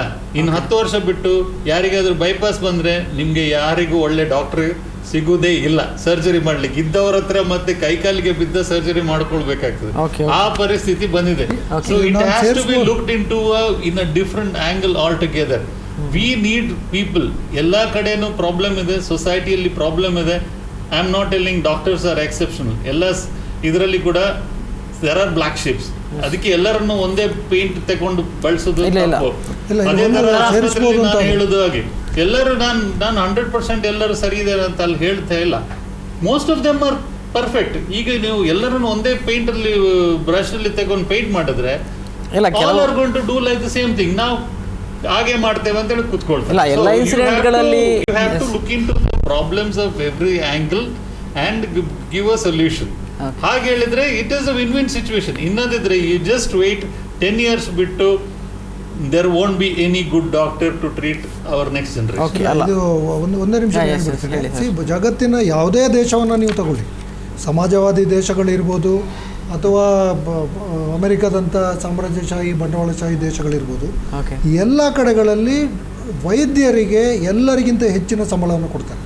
ಇದು ವೈದ್ಯರು ಕಡಿಮೆ ಸಂಬಳಕ್ಕೆ ಕೆಲಸ ಮಾಡಲಿಕ್ಕೆ ತಯಾರಿಲ್ಲದ ಕಾರಣಕ್ಕಾಗಿ ಅವರಿಗೆ ಕೊಡ್ತಾ ಇರೋದಲ್ಲ. ಜಗತ್ತಿನಲ್ಲಿ ಎಲ್ಲದಕ್ಕಿಂತ ಅತ್ಯಂತ ಕಷ್ಟಕರವಾದಂಥ ವೃತ್ತಿ ಇದ್ದರೆ ಅದು ವೈದ್ಯಕೀಯ ವೃತ್ತಿ. ಯಾಕಂದರೆ ನಾವು 24 ಗಂಟೆ ಲಭ್ಯ ಇರಬೇಕು. ನಮ್ಮ ಅಲ್ಲ, ಅದನ್ನೆಲ್ಲ ನಾನು ಹೇಳೋದಿಲ್ಲ, ನಮ್ಮ ತ್ಯಾಗ ಅದರ ವಿಷಯ ಹೇಳ್ತಾ ಇರೋದಿಲ್ಲ. ನಾವು ನಮ್ಮ ಜೊತೆಗಿರುವಂಥ ಮನುಷ್ಯರ ಏನು ಅವರ ಆರೋಗ್ಯದ ಬಗ್ಗೆ, ಅವರ ಜೀವದ ಬಗ್ಗೆ ತೀರ್ಮಾನಗಳನ್ನು ನಾವು ಮಾಡಬೇಕಾಗ್ತದೆ.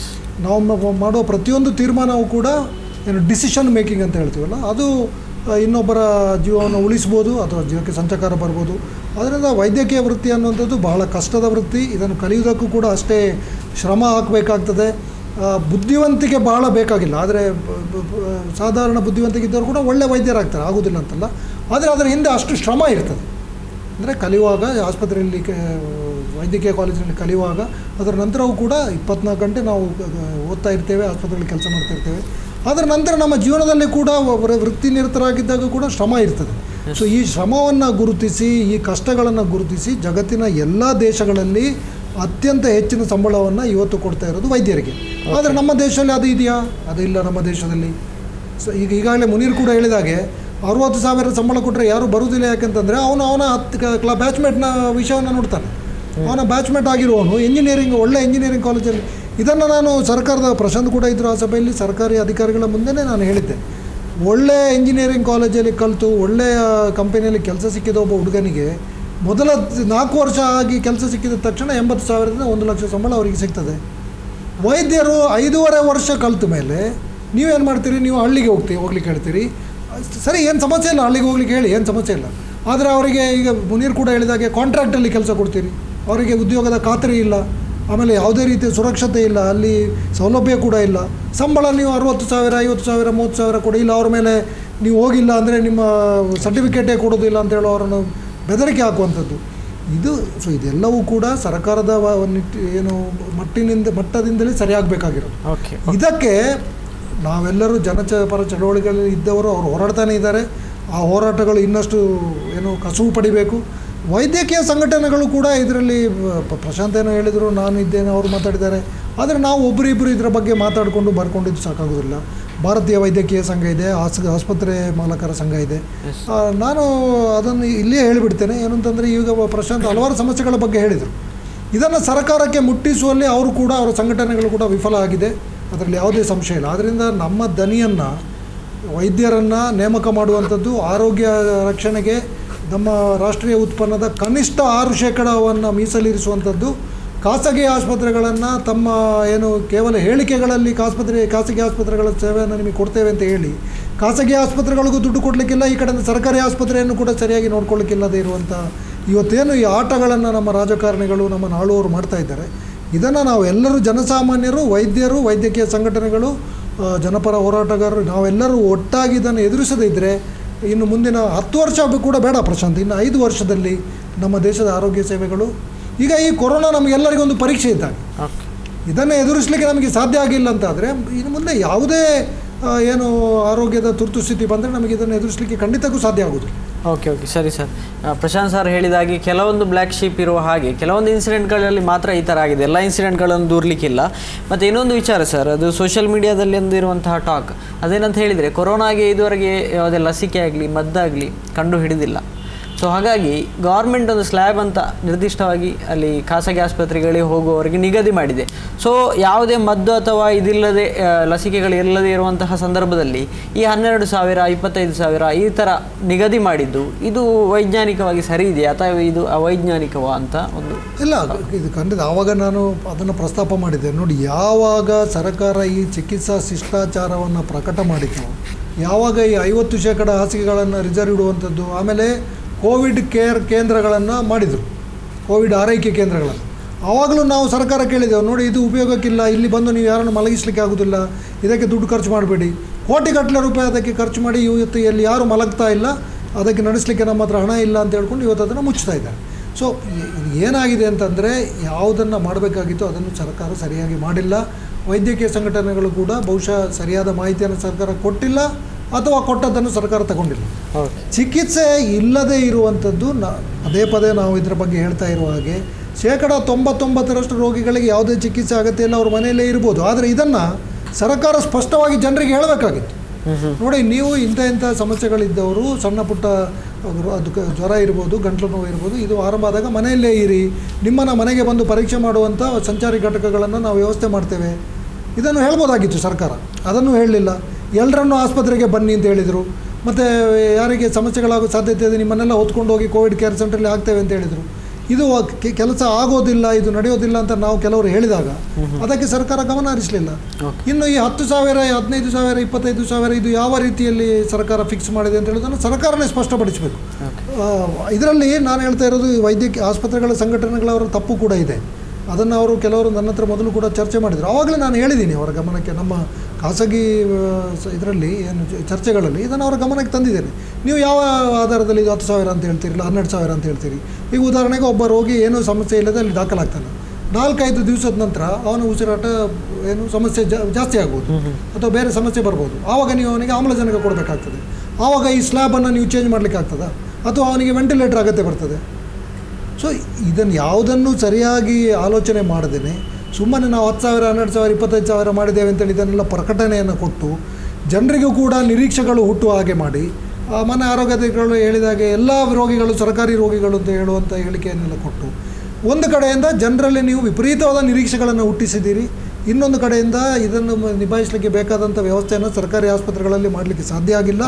ಖಾಸಗಿ ಆಸ್ಪತ್ರೆಗಳಲ್ಲಿ ಕೂಡ ಮಾಡುವುದಕ್ಕೆ ಸರ್ಕಾರದಿಂದ ಯಾವ ನೆರವನ್ನು ನೀವು ಕೊಟ್ಟಿಲ್ಲ. ಅಲ್ಲಿ ಈ ರೀತಿಯ ಗೊಂದಲಗಳು ಆಗದ ಹಾಗೆ ಅದಕ್ಕೆ ಸ್ಪಷ್ಟವಾದಂಥ ಒಂದು ಶಿಷ್ಟಾಚಾರವನ್ನು ಕೂಡ ನೀವು ಮಾಡಿಲ್ಲ ಸರ್ಕಾರದ ವತಿಯಿಂದ. ಇದರಿಂದಾಗಿ ಈ ಥರ ಸಮಸ್ಯೆಗಳಾಗ್ತವೆ. ಓಕೆ ಸರ್, ಪ್ರಶಾಂತ್ ಸರ್, ಅದೇ ಆ ಸ್ಲ್ಯಾಬ್ ಬಗ್ಗೆ ಏನು ಹೇಳ್ತೀರಿ? ಆ ಥರ ನಿಗದಿ ಮಾಡಿ ಈಗ ಸ್ಲ್ಯಾಬ್ ಬಗ್ಗೆ ನಾವು ಮೊದಲೇ ನಾವು ಕೇಳಿದ್ದೀವಿ. ನಾವು ಅವ್ರಿಗೆ ನಿಗದಿ ಮಾಡುವಾಗಲೂ ನಮ್ಮ ಜೊತೆ ಮೀಟಿಂಗ್ ಮಾಡಿದ್ವಿ. ನಾವು ಆಗಲೇ ಹೇಳಿದ್ದೇವೆ, ಅಸೋಸಿಯೇಷನ್ ಥ್ರೂ ನಾವು ಹೇಳಿದ್ದೇವೆ ಈ ರೇಟಲ್ಲಿ ನಮಗೆ ವರ್ಕೌಟ್ ಆಗ್ತಾ ಇಲ್ಲ ಅಂತ. ಓಕೆ. ಆಮೇಲಿಂದ ಅವರು ಏಕಾಏಕಿ ಡಿಸಿಷನ್ ತಗೊಂಡ್ರು, ನೀವು ಮಾಡಲೇಬೇಕು, ಈ ರೇಟಲ್ಲಿ ಮಾಡಲೇಬೇಕು ಅಂತೇಳಿ they imposed it on us. So ನಮಗೇನು ಮಾಡಲಿಕ್ಕಾಗಿಲ್ಲ. ಸೊ ನಾನೇನು ಹೇಳ್ತಿದ್ದೆ, ಈಗಲ್ಲ, ನಮಗೆ ಹಿಂದೆ ನಾವು ಒಂದು 3-4 ವರ್ಷದ ಹಿಂದೆ ಒಮ್ಮೆ ಎಲ್ಲ ನಮ್ಮ IMA ಸ್ಟ್ರೈಕ್ ಎಲ್ಲ ಆಯಿತು. ಬೆಳಗಾವಿಗೆ ಎಲ್ಲ ಡಾಕ್ಟರ್ಸ್ ಎಲ್ಲ ಹೋಗಿ ಗಲಾಟೆ ಮಾಡಿದ್ರು. ಆಗ ಕೂಡ ನಾವು CM ಹತ್ರ ಮಾತಾಡೋದು ಒಂದೇ ಹೇಳಿದ್ವಿ, ನೀವು ಎಲ್ಲರ ಮೇಲೆ ನಮ್ಮ ಒತ್ತಡ ಹೇರಬೇಡಿ, ಆಯುಷ್ಮಾನ್ ಭಾರತ್ ರೇಟನ್ನು ನೀವು ಇಷ್ಟು ಮಾಡಿ, ನೀವು ಕಂಪಲ್ಸರಿಯಾಗಿ ಆಯುಷ್ಮಾನ್ ತಗೊಳ್ಳಿ ಅಂತೇಳಿ ಒತ್ತಡ ಹೇರಬೇಡಿ. ಫಾರ್ ಎಕ್ಸಾಂಪಲ್, ನಾವು ಈಗ ಏನು ಹೇಳ್ತಾ ಇದ್ದೀವಿ ಅಂತ, ಇಲ್ಲಿಂದ ನಾವು ಬೆಂಗಳೂರಿಗೆ ಹೋಗ್ಬೇಕಾದ್ರೆ ಬಸ್ ನಾವು ಕಂಪ್ಯಾರಿಸನ್ ನಾವು ಕೊಟ್ವಿ ಅವ್ರಿಗೆ. ಬಸ್ ಹೋಗ್ಬೇಕಾದ್ರೆ ನಾವು ಏನು ನೋಡ್ತೀವಿ, ನಾವು ಅಲ್ಲಿ ರೆಡ್ ಬಸ್ ಇದೆ ಅಥವಾ ನಮ್ಮದು ಸೂಪರ್ ಡಿಲಕ್ಸ್ ಅಂಬಾರಿ ಬಸ್ ಕೂಡ ಇದೆ, ಅದೇ ಥರ ಪ್ರೈವೇಟ್ ಬಸ್ಗಳು ಕೂಡ ಇದೆ. ಆದರೆ ಏನು ಮಾಡ್ತಾರೆ, ಈಗ ಗೌರ್ಮೆಂಟ್ ನಡೆಸೋದ್ರಿಂದ ಆ ವೋಲ್ವೋ ಬಸ್ಗಳು, ಮರ್ಸಿಡೀಸ್ ಬೆಂಜ್ಗಳು ಬಸ್ ಚೆನ್ನಾಗಿರೋದ್ರಿಂದ ಈವನ್ ಅಫೋರ್ಡೆಬಲ್ ಪೀಪಲ್ ಕೂಡ ಅದರಲ್ಲೇ ಹೋಗ್ತಾರೆ. ಪ್ರೈವೇಟ್ನವರು ಕಾಂಪಿಟೇಟಿವ್ ಆಗಿ ಬೇರೆ ಬೇರೆ ಬಸ್ಗಳು ನೀಡ್ತಾರೆ. ಅದೇ ತರ ನೀವು ಕೂಡ ಆಸ್ಪತ್ರೆಗಳನ್ನು, ಗೌರ್ಮೆಂಟ್ ಆಸ್ಪತ್ರೆಗಳನ್ನು ಒಳ್ಳೇದು ಮಾಡಿ ಇಟ್ಕೊಳ್ಳಿ. ಪ್ರೈವೇಟ್ ಆಸ್ಪತ್ರೆಗಳ ಜೊತೆ ಕಂಪೀಟ್ ಮಾಡಿ, ನೀವು ಅಲ್ಲಿ ನೀವು ಫ್ರೀ ಕೊಡ್ತೀರಾ ಕೊಡಿ. ಈಗ ಇಷ್ಟು ಜನ ಕೊರೋನಾ ಪೇಷಂಟ್ಗೆ ಬರ್ಲಿಕ್ಕೆ ಹೇಳ್ತಾರೆ, ಆಯುಷ್ಮಾನ್ ಭಾರತ್ ಬರ್ಲಿಕ್ಕೆ ಹೇಳ್ತಾರೆ, ಪೇಷಂಟ್ ಹೇಳ್ತಾರಲ್ಲ, ಪ್ರತಿ ಪೇಷಂಟ್ ಮನೆಗೆ ಹೋಗುವಾಗ ನಾವು ಅವರ ಮನೆ ಖರ್ಚಿಗೆ, ಮನೆಗೆ ಬಸ್ ಖರ್ಚು ನಾವು ಕೊಡ್ತೀವಿ, ಹಾಸ್ಪಿಟಲ್ ಖರ್ಚು ನಾವು ಕೊಡಬೇಕು ಅಂತ ಒಂದು ಇದು ಅಗ್ರಿಮೆಂಟ್ ಇದೆ.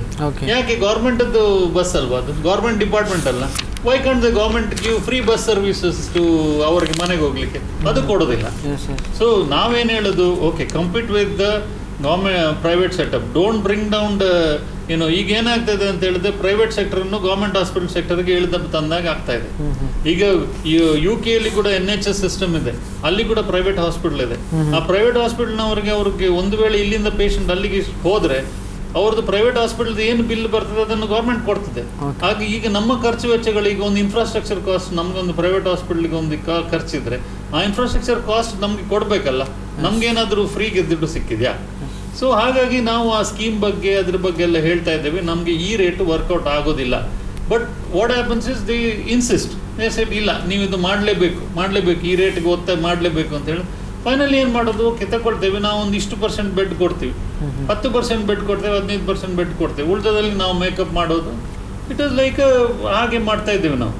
ಅಲ್ಲ, ಈ ಕೊರೋನಾದ ವಿಷಯದಲ್ಲಿ ಏನು ಮಾಡಿದ್ದಾರೆ ಅಂದರೆ ಸರ್ಕಾರ, ಎಪಿಡೆಮಿಕ್ ಡಿಸೀಸಸ್ ಆ್ಯಕ್ಟ್ 1869ನೇ ಇಸ್ವಿದು, ಡಿಸಾಸ್ಟರ್ ಮ್ಯಾನೇಜ್ಮೆಂಟ್ ಆ್ಯಕ್ಟ್, ಆಮೇಲೆ ಕರ್ನಾಟಕದಲ್ಲಿ ಖಾಸಗಿ ವೈದ್ಯಕೀಯ ಸಂಸ್ಥೆಗಳ ನಿಯಂತ್ರಣ ಕಾಯ್ದೆ, ಈ ಮೂರನ್ನು ತೋರಿಸ್ಬಿಟ್ಟು ನೀವು ಇದನ್ನು ಮಾಡದಿದ್ದರೆ ನಿಮ್ಮನ್ನು ಜೈಲಿಗೆ ಹಾಕ್ತೇವೆ, ನಿಮ್ಮ ಲೈಸೆನ್ಸ್ ಕ್ಯಾನ್ಸಲ್ ಮಾಡ್ತೇವೆ, ಈ ಥರ ಬೆದರಿಸಿ ಖಾಸಗಿ ಆಸ್ಪತ್ರೆಗಳನ್ನು, ಖಾಸಗಿ ವೈದ್ಯರನ್ನು, ಈವನ್ ಸರ್ಕಾರಿ ವೈದ್ಯರುಗಳನ್ನು ಕೂಡ, ಮತ್ತು ದಾದಿಯರು ಇರ್ಬೋದು, ಯಾರೇ ಇರ್ಬೋದು, ಮಾರ್ಚ್ 22ನೇ ತಾರೀಕಿಗೆ ಚಪ್ಪಾಳೆ ತಟ್ಟಿದ್ದಾರೆ ಎಲ್ಲರೂ. ಆದರೆ ಅದರ ನಂತರದಿಂದ ವೈದ್ಯರ ಮೇಲೆ ಈ ರೀತಿಯ ಬೆದರಿಕೆಯನ್ನು ಹಾಕಿ ಕೆಲಸ ಮಾಡಿಸ್ತಾ ಇರೋದೇ ಹೊರತು ವೈದ್ಯರುಗಳು ಮಾಡಿದ ಏನು ಸೇವೆಗಳಿಗೆ ಅಥವಾ ದಾದಿಯರು ಮಾಡಿದ ಸೇವೆಗಳಿಗೆ ಸರಿಯಾದ ನೆರವನ್ನು ಸರ್ಕಾರ ಕೊಟ್ಟಿಲ್ಲ. ಈಗ ಒಬ್ಬ ಖಾಸಗಿ ವೈದ್ಯನಾಗಿ ನಾನು ಹೇಳ್ತಾ ಇದ್ದೀನಿ, ಕಳೆದ 6 ತಿಂಗಳಿಂದ ಮಾರ್ಚ್ ನಂತರ ನಾನು ಚಿಕಿತ್ಸೆ ಕೊಟ್ಟಿರುವಂಥ ಏನು ಇನ್ಶೂರೆನ್ಸ್ನಲ್ಲಿರುವ ಏನು ಹೊಂದಿರುವ ರೋಗಿಗಳಿಗೆ ಚಿಕಿತ್ಸೆ ಕೊಟ್ಟದ್ದು ಇನ್ನೂ ಕೂಡ ಇನ್ಶೂರೆನ್ಸ್ ಕಂಪನಿಗಳಿಂದ ನಮಗೆ ಅದರದ್ದು ಹಣ ಬಂದಿಲ್ಲ, ನಿಮ್ಮದು ಗೊತ್ತಿಲ್ಲ ನನಗೆ. ಸೊ ಇಂಥ ಹಲವಾರು ಸಮಸ್ಯೆಗಳಿದೆ. ಈಗ ಇವತ್ತು ಹೆಚ್ಚಿನ ಆಸ್ಪತ್ರೆಗಳಲ್ಲಿ ಮತ್ತು ವೈದ್ಯಕೀಯ ಕಾಲೇಜುಗಳಲ್ಲಿ ವೈದ್ಯರ ಸಂಬಳದಲ್ಲಿ 60ರಿಂದ 75% ಕಡಿತ ಆಗಿದೆ, ದಾದಿಯರ ಸಂಬಳದಲ್ಲಿ ಕಡಿತ ಮಾಡಿದ್ದಾರೆ, ಆಮೇಲೆ ಅದಕ್ಕಿಂತ ಕೆಳಗಿನ ಏನು ನಮ್ಮ ಸಹಾಯಕರಿದ್ದಾರೆ ಅವರ ಸಂಬಳದಲ್ಲಿ ಕಡಿತ ಆಗಿದೆ. ಯಾಕೆ ಕಡಿತ ಆಗಿದೆ? ಯಾಕಂದರೆ ಆಸ್ಪತ್ರೆಗಳ ಆದಾಯಕ್ಕೆ ಹೋತ ಆಗಿದೆ ಮತ್ತು ಸರ್ಕಾರ ಅವರಿಗೆ ಯಾವ ನೆರವನ್ನು ಕೊಡ್ತಾ ಇಲ್ಲ. ಇದನ್ನೇ ನೀವು ಬೇರೆ ದೇಶಗಳಲ್ಲಿ ಆಗ್ತಾ ಇರೋದ್ರ ಜೊತೆ ಕಂಪೇರ್ ಮಾಡಿ, ಇವತ್ತು ಇಂಗ್ಲೆಂಡ್ ಇರ್ಬೋದು, ಕೆನಡಾ ಇರ್ಬೋದು, ಅಥವಾ ಅಮೆರಿಕ ಇರ್ಬೋದು, ಎಲ್ಲ ದೇಶಗಳಲ್ಲಿ ಈ ಕೋವಿಡ್ ಸಂದರ್ಭದಲ್ಲಿ ಇದನ್ನು ನಿಭಾಯಿಸಲಿಕ್ಕೆ ಬೇಕಾಗಿ ವೈದ್ಯರುಗಳು ಮತ್ತು ಏನು ವೈದ್ಯರಾಗಿ ನೆರವಾಗುವಂಥ ಇತರ ಸಿಬ್ಬಂದಿ ಇದ್ದಾರೆ, ಅವರೆಲ್ಲರ ಏನು ಸಂಬಳ ಏನಿದೆ, ಭತ್ಯೆಗಳೇನಿದೆ, ಅವರಿಗೆ ಕೊಡಬೇಕಾದ ಸೌಲಭ್ಯಗಳೇನಿದೆ, ಇದನ್ನೆಲ್ಲ ಹೆಚ್ಚು ಮಾಡಿದ್ದಾರೆ. ನಮ್ಮಲ್ಲಿ ಇದನ್ನು ಕಡಿತ ಮಾಡಿದ್ದಾರೆ, ಚಪ್ಪಾಳೆ ತಟ್ಟಿ ಶಂಕ ಉದಿಸಿ ಅಲ್ಲಿಗೆ ಬಿಟ್ಟುಬಿಟ್ಟಿದ್ದಾರೆ. ಓಕೆ ಸರ್, ಮುನೀರ್ ಸರ್, ಅದೇ ಆ ಸ್ಲ್ಯಾಬ್ ಇವರು ಖಾಸಗಿ ಆಸ್ಪತ್ರೆಗಳ ಪ್ರಕಾರ ಅದು ಹೊರೆ ಆಗ್ತದೆ ಅಂತ ಹೇಳ್ತಾ ಇದ್ದಾರೆ, ನೀವು ಏನು ಹೇಳ್ತೀರಾ? ಸ್ಲ್ಯಾಬ್ ಮಟ್ಟಿಗೆ ಅದು ನಾವು ಆ ರೇಟ್ ಫಿಕ್ಸ್ ಮಾಡಿದಾಗಲೇ ನಾವು ವಿರೋಧ ಮಾಡಿದ್ವಿ. ಜಾಸ್ತಿ ಆಗ್ತದೆ, ಯಾಕೆಂದ್ರೆ ವೆಂಟಿಲೇಟರ್ ಅಂತ 25,000, ನಾರ್ಮಲ್ ರೋಗಿಗಳಂತಾದ್ರೆ ಜನರಲ್ ವಾರ್ಡಿಗೆ 10,000 ಅಂದ್ರೆ ಒಂದು 2 ವಾರ ಆರಂಭದಲ್ಲಿ 2 ವಾರ ಇರಬೇಕು ಅಂತ ಇತ್ತು, 14 ದಿವಸ ಇರಬೇಕು. 1 ಲಕ್ಷ ಆವಾಗಲೇ ಒಂದು ಹಾಸ್ಪಿಟಲ್ ಎಲ್ಲ ಗಲಾಟೆ ಆದದ್ದು. ಒಂದು ಕುಟುಂಬದ 3-4 ಜನ ಅಡ್ಮಿಟ್ ಆದ್ರೆ ಅವ್ರು ಎಲ್ಲಿಗೆ ಹೋಗ್ಬೇಕು ಅನ್ನೋಂಥ ಪ್ರಶ್ನೆ ಎಲ್ಲ ನಮ್ದು ಇತ್ತು. ನಾವು ಪಬ್ಲಿಕ್ ಆಗಿ ನಾವು ಜನರ ಪರವಾಗಿ ಆಲೋಚನೆ ಮಾಡ್ತೀವಿ. ಆದ್ರೆ ನಮ್ಮ ಪ್ರಕಾರ ಆ ರೇಟೇ ಏನು ಕಡಿಮೆ ಅಲ್ಲ ಅನ್ನುವಂಥದ್ದು ಇರ್ಲಿ. ಅವರಿಗೆ ಖಾಸಗಿ ಆಸ್ಪತ್ರೆ ನಡೆಸುವವರಿಗೆ ಅವರದೇ ಆದಂತ ಲೆಕ್ಕಾಚಾರ ಇರ್ತದೆ, ಅವರ ಇದನ್ನ ಹೇಳ್ತಾ ಇದ್ದಾರೆ. ಆದ್ರೂ ನಾವು ಹೇಳುವಂಥದ್ದು ಇದೊಂದು ವಿಶೇಷ ಸಂದರ್ಭ, 100 ವರ್ಷಕ್ಕೊಮ್ಮೆಯೋ 50 ವರ್ಷಕ್ಕೊಮ್ಮೆ ಬರುವಂತ ವಿಶೇಷ ಸಂದರ್ಭ. ಇಂತಹ ಸಂದರ್ಭದಲ್ಲಿ ಸರ್ಕಾರದ ಜೊತೆಗೆ ಖಾಸಗಿ ಆಸ್ಪತ್ರೆಗಳು, ಖಾಸಗಿ ವೈದ್ಯರು, ಸಾರ್ವಜನಿಕರು, ಎಲ್ಲರೂ ಸಂಘ ಸಂಸ್ಥೆಗಳು ಎಲ್ಲರೂ ಸೇರ್ಕೊಂಡು ಇಂಥ ಪರಿಸ್ಥಿತಿಯನ್ನ ನಿಭಾಯಿಸಬೇಕಾಗುತ್ತೆ. ಇದು ಲಾಭ ನಷ್ಟದ ಪ್ರಶ್ನೆ ಅಲ್ಲ, ಬಿಕ್ಕಟ್ಟಿನಿಂದ ಒಂದು ದೊಡ್ಡ ಅವಘಡದಿಂದ ನಾವು ಹೊರಗೆ ಬರುವಂತ ಪ್ರಶ್ನೆ. ಅದರಿಂದ ಅದಕ್ಕೆ ಖಾಸಗಿ ಆಸ್ಪತ್ರೆಗಳು, ಮೆಡಿಕಲ್ ಕಾಲೇಜ್ನವರಿಗೆ ಜವಾಬ್ದಾರಿ ಇದೆ ಅಂತ ನಾವು ಬಯಸುವಂಥದ್ದು. ಅವರು ಕೂಡ ಆ ಜವಾಬ್ದಾರಿಯನ್ನು ಹೊತ್ಕೊಳ್ಬೇಕು ಅನ್ನೋದು. ಸರ್ಕಾರದ ಜೊತೆ ಇದ್ರ ಜೊತೆ ಎಲ್ಲ ಜಗಳಾಡೋದೆಲ್ಲ ಇದ್ದೇ ಇರ್ತದೆ ಅದು. ಮತ್ತೆ ಇನ್ನೊಂದೇನಿದೆ, ಸರ್ಕಾರದ ದೊಡ್ಡ ಇದು ಅವರಿಗೆ ಹೇಳಿದ್ರು, ಏನು ಬಸ್ಸುಗಳ ಉದಾಹರಣೆ ಕೊಟ್ಟು ಹೇಳಿದ್ರು, ನಾನು ಕೂಡ ಅದನ್ನು ಒಪ್ತೇನೆ. ಯಾಕೆಂದ್ರೆ ಖಾಸಗಿ ಆಸ್ಪತ್ರೆಗಳ ಜೊತೆ ಕಾಂಪೀಟ್ ಮಾಡ್ಲಿಕ್ಕೆ ಸರ್ಕಾರಿ ಆಸ್ಪತ್ರೆಗಳು ಸಿದ್ಧ ಆಗ್ಬೇಕು. ನೀವು ಸರ್ಕಾರದ ದುಡ್ಡನ್ನ, ಸಾರ್ವಜನಿಕರು ಕೊಟ್ಟಿರುವಂತಹ ಟ್ಯಾಕ್ಸ್ ದುಡ್ಡನ್ನ ನೀವು ಬೇರೆ ಬೇರೆ ಸ್ಕೀಮ್ ಮಾಡಿ ಮತ್ತೆ ಖಾಸಗಿ ಆಸ್ಪತ್ರೆಗಳಿಗೆ ಯಾಕೆ ಕೊಡ್ತೀರಿ? ಅದೇ ದುಡ್ಡಿನಿಂದ ಸರ್ಕಾರಿ ಆಸ್ಪತ್ರೆಗಳನ್ನು ಬಲಪಡಿಸಿ, ಪ್ರಾಥಮಿಕ ಆರೋಗ್ಯ ಕೇಂದ್ರಗಳನ್ನ ಬಲಪಡಿಸಿ, ಮಲ್ಟಿ ಆಸ್ಪತ್ರೆಗಳನ್ನ ಮಾಡಿ, 8 ಮೆಡಿಕಲ್ ಕಾಲೇಜ್ ಖಾಸಗಿ ಇರುವಾಗ 1-2 ಗವರ್ಮೆಂಟ್ ಮೆಡಿಕಲ್ ಕಾಲೇಜುಗಳನ್ನು ತನ್ನಿ. ಇಂಥದ್ದನ್ನ ಮಾಡಿ. ಈಗ ಈ 1000 ಕೋಟಿ ರೂಪಾಯಿ ಈಗ ಆಯುಷ್ಮಾನ್ ನಲ್ಲಿ ಖಾಸಗಿ ಆಸ್ಪತ್ರೆ ಕೊಡ್ತಾರೆ, ಅವರು ಅದರಿಂದ ನಮ್ಗೆ ಪ್ರಯೋಜನ ಆಗಲ್ಲ ಅಂತ ಅವರು ಹೇಳ್ತಾ ಇದ್ದಾರೆ. ಅವಾಗ ಆ ದುಡ್ಡಿಂದ ಸಾರ್ವಜನಿಕ ಆರೋಗ್ಯ ವಲಯವನ್ನು ಎಷ್ಟು ಬೆಳೆಸಬಹುದಿತ್ತು? ಈ ಪ್ರಶ್ನೆ ಇದೆ. ನಾವು ಹೇಳುವಂತದ್ದು ಸರ್ಕಾರಿ ಆಸ್ಪತ್ರೆ ಅಂದ್ರೆ ಸಾರ್ವಜನಿಕ ಆರೋಗ್ಯ ರಂಗವನ್ನು ಬಲಪಡಿಸಬೇಕು. ಸರ್ಕಾರ GDP-ಯಲ್ಲಿ 6 ಬಿಟ್ಟು ಒಂದು 4-5 ಮಾಡಿದ್ರು ಇಲ್ಲ, 1% ಇಲ್ಲ. ಈಗ 1% ಇಲ್ಲ, ಒಂದು 3-4% ಮಾಡಿದ್ರು ಈ ಎಲ್ಲ ಸಮಸ್ಯೆಯಿಂದ ಹೊರ ಬರ್ಬೋದು GDP-ಯಲ್ಲಿ. ಗೊತ್ತಾಯ್ತಲ್ಲ? ಅದ್ರ ಜೊತೆಯಲ್ಲಿ ಇನ್ನೊಂದು ಏನು ಹೇಳುವಂತದ್ದು ಅಂದ್ರೆ, ಈಗ 60,000 ರೂಪಾಯಿ ಕಡಿಮೆ ಅಂತ ಹೇಳಿದ್ರು, ಕಾಂಟ್ರಾಕ್ಟ್ ಅಲ್ಲಿ ಕೊಡ್ತಾ ಇರೋದು. ಇರ್ಲಿ, ಅದ್ರ ಬಗ್ಗೆ ನಾನು ಅವ್ರು ಪಡೆದಿರುವಂತ ಶಿಕ್ಷಣ, ಅವ್ರು ಹಾಕಿರುವಂತಹ ಶ್ರಮ, ಅವರ ಬುದ್ಧಿವಂತಿಕೆಗೆ ನಾವು ಬೆಲೆ ಕಟ್ಟಲಿಕ್ಕೆ ಆಗಲ್ಲ. ಇರ್ಲಿ, ಅದ್ರ ಜೊತೆಯಲ್ಲಿ ನಾವು ಹೇಳುವಂತದ್ದು ಆರೋಗ್ಯ ಕ್ಷೇತ್ರಕ್ಕೆ ಒಂದು ಆದರ್ಶ ಇದೆ. ಅದನ್ನ ನಾನಂತೂ ವ್ಯಾಪಾರಿ ಕ್ಷೇತ್ರ ಅಂತ ಭಾವಿಸಿಲ್ಲ, ನಮ್ಮ ಸಂವಿಧಾನ ಕೂಡ ಭಾವಿಸಿಲ್ಲ, ಅದನ್ನ ಸೇವಾ ಕ್ಷೇತ್ರ ಅಂತ ಹೇಳಿದ್ರು. ಹಾಗಿರುವಾಗ ನಾವು ಹೇಳುವಂತದ್ದು, ವೈದ್ಯರು ಈಗ ಏನು ವೈದ್ಯರ ಮೇಲೆ ಖಾಸಗಿ ಆಸ್ಪತ್ರೆ ಮತ್ತು ವೈದ್ಯರ ಮೇಲೆ ಆರೋಪ ಇರುವುದು, ಎಲ್ಲದರಲ್ಲೂ ಕಮಿಷನ್ ಪಡಿತಾರೆ. ಬ್ಲಡ್ ಟೆಸ್ಟ್, ಯೂರಿನ್ ಟೆಸ್ಟ್ ಅಲ್ಲಿಯೂ ಕೂಡ ಡಾಕ್ಟರ್ಗಳಿಗೆ ಹೆಸರಾಗಿ ಕೊಡ್ತಾರೆ, ಅವರಿಗೆ ಕಮಿಷನ್ ಹೋಗುತ್ತೆ. ಇಂಥದ್ದೆಲ್ಲ ಇದೆ. ಅದರಿಂದಾಗಿ ಈ ರೀತಿಯ ಆರೋಪದಿಂದ ವೈದ್ಯ ಲೋಕ ನಾವು ಅತ್ಯಂತ ಹೆಚ್ಚು ಗೌರವ ಕೊಡುವುದು ವೈದ್ಯರಿಗೆ ಮತ್ತು ಶಿಕ್ಷಕರಿಗೆ. ಆದ್ರಿಂದ ವೈದ್ಯರು ಕೂಡ ತಮ್ಮ ಮೇಲಿರುವಂತಹ ಈ ಕಳಂಕವನ್ನು ತೊಡೆದುಕೊಳ್ಳಲಿಕ್ಕೆ ಒಂದು ಸಾಮೂಹಿಕ ಪ್ರಯತ್ನ ಮಾಡಬೇಕು. ಇಂಡಿಪೆಂಡೆಂಟ್ ಆಗಿ ಅಲ್ಲ, ಸಾಮೂಹಿಕ ಪ್ರಯತ್ನ, ಆತ್ಮಾವಲೋಕನ ವೈದ್ಯ ಲೋಕದಲ್ಲಿ ನಡೀಬೇಕು. ಯಾಕಂದ್ರೆ ನಾವು ವೈದ್ಯರ ವಿರೋಧಿಗಳಲ್ಲ, ಟೀಕೆ ಮಾಡಬಹುದು. ಯಾಕಂದ್ರೆ ಆರೋಪಗಳಿದೆ. ಮಂಗಳೂರಿನಲ್ಲಿ ಕೆಲವು ವೈದ್ಯರುಗಳಿಗೆ ಮನೆ ಒಳಗಡೆ ಸ್ವಿಮ್ಮಿಂಗ್ ಪೂಲ್ ಇದೆ ಅಂತ ಹೇಳ್ತಾರೆ. ಇನ್ನೊಂದು ಕಡೆ ಬಡ ವೈದ್ಯರುಗಳು ಕೂಡ ಇದಾರೆ, ಇಲ್ಲ ಅಂತಲ್ಲ ಹೇಳೋದು. CBS ಅಲ್ಲಿ ಬಂದು ಚಿಕಿತ್ಸೆ ಕೊಡುವಂತ ಡಾಕ್ಟರ್ಗಳನ್ನು ನಾನು ನೋಡಿದ್ದೀನಿ. ಸೈಕಲ್ ಅಲ್ಲಿ ಬಂದು ಚಿಕಿತ್ಸೆ ಕೊಡುವ ಡಾಕ್ಟರ್ ಈಗಲೂ ರಸ್ತೆಯಲ್ಲಿ ಇದ್ದಾರೆ, ಗೊತ್ತಾಯ್ತಲ್ಲ? ಇಂಥ ಟೈಮಲ್ಲಿ ಅಂತವ್ರು ಇದ್ದಾರೆ. ಡುಪ್ಲೆಕ್ಸ್ ಮಾಡಿ ಫ್ಲಾಟ್ ಒಳಗಡೆ ಸ್ವಿಮ್ಮಿಂಗ್ ಪೂಲ್ ಮಾಡಿದವರು ಇದ್ದಾರೆ. ಈ ಎಲ್ಲವೂ ಕೂಡ ಇದೆಲ್ಲವೂ ಆದರ್ಶದ ಪ್ರಶ್ನೆಗಳನ್ನ ಮಾತಾಡುವಾಗ, ಒಂದು ಎಥಿಕ್ಸ್ ಪ್ರಶ್ನೆ ಮಾಡುವಾಗ, ಮತ್ತು ನಾವೊಂದು ಆದರ್ಶ ಸಮಾಜದ ಬಗ್ಗೆ ಮಾತಾಡುವಾಗ ವೈದ್ಯ ಲೋಕಕ್ಕೂ ಕರ್ತವ್ಯಗಳಿದೆ, ಜವಾಬ್ದಾರಿ ಇದೆ. ಮತ್ತು ಇದೆಲ್ಲವನ್ನು ಕೂಡ ಎಚ್ಚರಿಸಬೇಕಾಗಿದ್ದು ಸರ್ಕಾರವನ್ನ ಎಚ್ಚರಿಸಬೇಕಾಗಿದ್ದು ಜನ. ಇವತ್ತು ಜನ ಅವರ ಬುಡಕ್ಕೆ ಬಂದಾಗ ಅಷ್ಟೇ ಮಾತಾಡ್ತಾರೆ ಹೊರತು ಅದ್ರ ಆಚೆಗೆ ಅವ್ರು ಧ್ವನಿ ಎತ್ತೋದಿಲ್ಲ. ಈಗ ಏನು ಡಾಕ್ಟರ್ ಪ್ರಶಾಂತ್ ಮಾರ್ಲ ಅವ್ರ ಹತ್ರ ಕಾಂಟ್ಯಾಕ್ಟ್ ಇರ್ತದೆ, MLA ಹತ್ರ ಹೋಗ್ತಾರೆ, MLA ಫೋನ್ ಮಾಡ್ತಾರೆ, ಅವರಿಗೆ MLA ಹೇಳಿದ್ರು, MP ಹೇಳಿದ್ರು, ಸ್ವಲ್ಪ ಡಿಸ್ಕೌಂಟ್ ಮಾಡ್ತಾರೆ. ಈ ರೀತಿಯ ಕಾಂಟ್ಯಾಕ್ಟ್ ಇಲ್ಲದಂತ ಎಷ್ಟು ದೊಡ್ಡ ಜನಸಮೂಹ ಇದೆಯಲ್ಲ, NGO-ಗಳನ್ನ ಕಾಂಟ್ಯಾಕ್ಟ್ ಆಗ್ಬೇಕು. ಅವರು ಇವರನ್ನ ಫೋಟೋ ಗೀಟಲ್ ಹಾಕಿ ಅಕೌಂಟ್ ನಂಬರ್ ಹಾಕಿ ಇದ್ದವರ ಹತ್ರ ಎಲ್ಲ ಪಾಪ ದೇಣಿಗೆ ಬಿಲ್ ಕೆಟ್ಟ ಪರಿಸ್ಥಿತಿ ಇದೆ. ಇದು ಸಮಾಜದ ಒಂದು ಮೌಲ್ಯಗಳನ್ನೇ ಸಂಪೂರ್ಣ ನಾಶಗೊಳಿಸ್ತದೆ ಮತ್ತು ಘನತೆಯನ್ನ ಕುಂಠಿತಗೊಳಿಸ್ತದೆ. ಇದೆಲ್ಲ ಒಂದೊಂದು ಲಿಂಕ್ ಆಗಿರೋದ್ರಿಂದ ಇದರಲ್ಲಿ ಸರ್ಕಾರದ ಪಾತ್ರ ದೊಡ್ಡದು. ಅದರ ಜೊತೆಯಲ್ಲಿ ವೈದ್ಯ ಲೋಕ ಕೂಡ ಈ ಕುರಿತು ಆತ್ಮಾವಲೋಕನ ಮಾಡಿಕೊಂಡು ಸಾಮೂಹಿಕ ಪ್ರಯತ್ನವನ್ನ ಮಾಡಬೇಕು ಅನ್ನುವಂಥದ್ದು ನನ್ನ. ಈ ಬಗ್ಗೆ ನಾವು ಜಿಲ್ಲಾ ವೈದ್ಯಾಧಿಕಾರಿ ಜೊತೆ ಮಾತಾಡಿದ್ದೇವೆ. ಸೊ ಅವರು ಹೇಳ್ತಾರೆ, ಇದು ಏನು ತಜ್ಞರು ಕೂತು ಸಿದ್ಧಪಡಿಸಿದಂತಹ ಎಲ್ಲ ಒಳಗಿನ ಎಲ್ಲ ವಿಷಯ ಯಾರು ಅನ್ನುವಂಥ ಪ್ರಶ್ನೆ ಇದೆ. ತಜ್ಞರು ಅಂದ್ರೆ ಯಾಕೆ ಕಕ್ಕಿಲ್ಲ ತಜ್ಞರಾಗಲ್ಲ? ಎಸ್, ಅದ ಅವರು ಹೇಳಿದಂತಹ ಹೇಳಿಕೆ ಅದು ಆ ರೀತಿ. ಅಂದ್ರೆ ತಜ್ಞರೇ ಸಿದ್ಧಪಡಿಸಿದಂತಹ ಎಲ್ಲ ಒಟ್ಟು ಖರ್ಚುಗಳು ಎಷ್ಟಾಗ್ಬೋದು ಇದನ್ನೆಲ್ಲ ಸಿದ್ಧಪಡಿಸಿ ಮಾಡಿದಂತಹ ಸ್ಲ್ಯಾಬ್ಗಳು ಅಂತ ಹೇಳ್ತಾರೆ. ಈಗ ಮುನೀರ್ ಅವರು ಹೇಳಿದಾಗೆ ಒನ್ಸ್ ಇನ್ 100 years ಇಂಥದ್ದೊಂದು ಪ್ಯಾಂಡಮಿಕ್ ಸಿಚುವೇಶನ್ ಬರ್ತದೆ, ಆಗ ನಾವೆಲ್ಲ ಕೋಆಪರೇಟ್ ಮಾಡಬೇಕು ಅಂತ ಹೇಳಿದ್ರು. ಕೋಆಪರೇಟ್ ಮಾಡ್ಬೇಕು, ಕರೆಕ್ಟ್. ಆಗ ಏನಾಗ್ತದೆ, ನಮಗೂ ಒಂದು ಪ್ರೈವೇಟ್ ಸೆಕ್ಟರಲ್ಲಿ ನಮ್ಮನ್ನು ಡಿಪೆಂಡ್ ಆಗಿರುವ ಡಾಕ್ಟರ್ಸ್, ನರ್ಸಸ್, ಪ್ಯಾರಾಮೆಡಿಕ್ಸ್ ಎಲ್ಲ ಇರ್ತಾರೆ. ನಾವು ಅವರಿಗೆ ನಿಮಗೆ ಒನ್ಸ್ ಇನ್ 100 years ಬಂದಿದೆ, ನಿಮಗೆ ಸಂಬಳ ಕೊಡಲಿಕ್ಕೆ ಆಗೋದಿಲ್ಲ ಅಂತೇಳಿ ನಾವು ಮಾಡ್ಲಿಕ್ಕೆ ಆಗ್ತದಾ? ಅದೊಂದು. ಸೆಕೆಂಡ್ ಥಿಂಗ್, ನಮಗೆ ಏನಾದರೂ ಪವರ್ದು ಈ ವರ್ಷ ಪ್ಯಾಂಡಮಿಕ್ ಬಂದರೆ ನಿಮ್ಮ ಪವರ್ ಬಿಲ್ ಕೊಡಬೇಡಿ, ನಿಮ್ಮ ಬ್ಯಾಂಕ್ ಇಂಟ್ರೆಸ್ಟ್ ಕಟ್ಟಬೇಡಿ ಅಂಥದ್ದು ಏನಾದರೂ ಹೇಳಿದಾರ? ಎಂಥದ್ದಿಲ್ಲ. ಈಗ ನಾವು ಒಂದು ಜನ ಕಮ್ಮಿ ಆಯ್ತು ಅಂತ ಹೇಳಿದ್ರೆ ಹೇಳಿ ಸ್ಟಾಫ್ಗಳನ್ನು ಸ್ಟ್ಯಾಗರ್ಡ್ ಸ್ಟಾಫ್ ತಗೊಂಡು ಅವರಿಗೊಂದು ವಾರ ಕಮ್ಮಿ ಸಂಬಳ ಕೊಟ್ಟ ತಕ್ಷಣ ಅವ್ರದ್ದೆಲ್ಲ ಗಲಾಟೆ ಶುರುವಾಗುತ್ತೆ, ಸಂಬಳ ಕಮ್ಮಿ ಕೊಟ್ಟರಿಂದ. So it is a tough job for private players to balance in tight rope walking ಅಂತ ನಾವು ಹೇಳ್ತೀವಿ. ಒಂದ್ ಕಡೆ ಆ ಕಡೆ ಬೀಳದಾಗೆ ನೋಡ್ಬೇಕು, ಈ ಕಡೆ ನಾವು ಬ್ಯಾಲೆನ್ಸ್ ಮಾಡ್ಕೊಂಡು ಹೋಗ್ಬೇಕು. So it is a very difficult situation. ನಮ್ಗೆ ಯಾರು ಈಗ ಆಸ್ ಅ ಡಾಕ್ಟರ್ ನಾವು ಅಂತೇಳಿ ನನಗೆ ಮನೆಗೆ ಬರುವ ತರಕಾರಿ ಅವನು ನೀವು ಡಾಕ್ಟರ್ ಅಂತ ಹೇಳಿ ನಮ್ಗೆ ಫ್ರೀ ತರಕಾರಿ ಕೊಡೋದಿಲ್ಲ. ನೀವು ಡಾಕ್ಟರ್ ಅಂತ ಹೇಳಿ ನೀವು ನನಗೊಂದು 10 ರೂಪಾಯಿ ಜಾಸ್ತಿನೇ. ಹಾಗೆ ಡಾಕ್ಟರ್ಸ್ಗಳನ್ನು ಅದೇ ತರ ನೋಡಿದ್ರೆ may be things might change, but it is not like ನಾನು ಈಗ 3rd generation doctor in the family. ನನಗೆ ಅಜ್ಜನ ಟೈಮದ್ದು ಡಾಕ್ಟರ್ ಹೇಗಿದ್ರು, ನನ್ನ ತಂದೆ ಟೈಮ್ ಈಗ ನನಗೂ ಗೊತ್ತಿತ್ತು, ತುಂಬಾ ಡಿಫ್ರೆನ್ಸ್ ಇದೆ.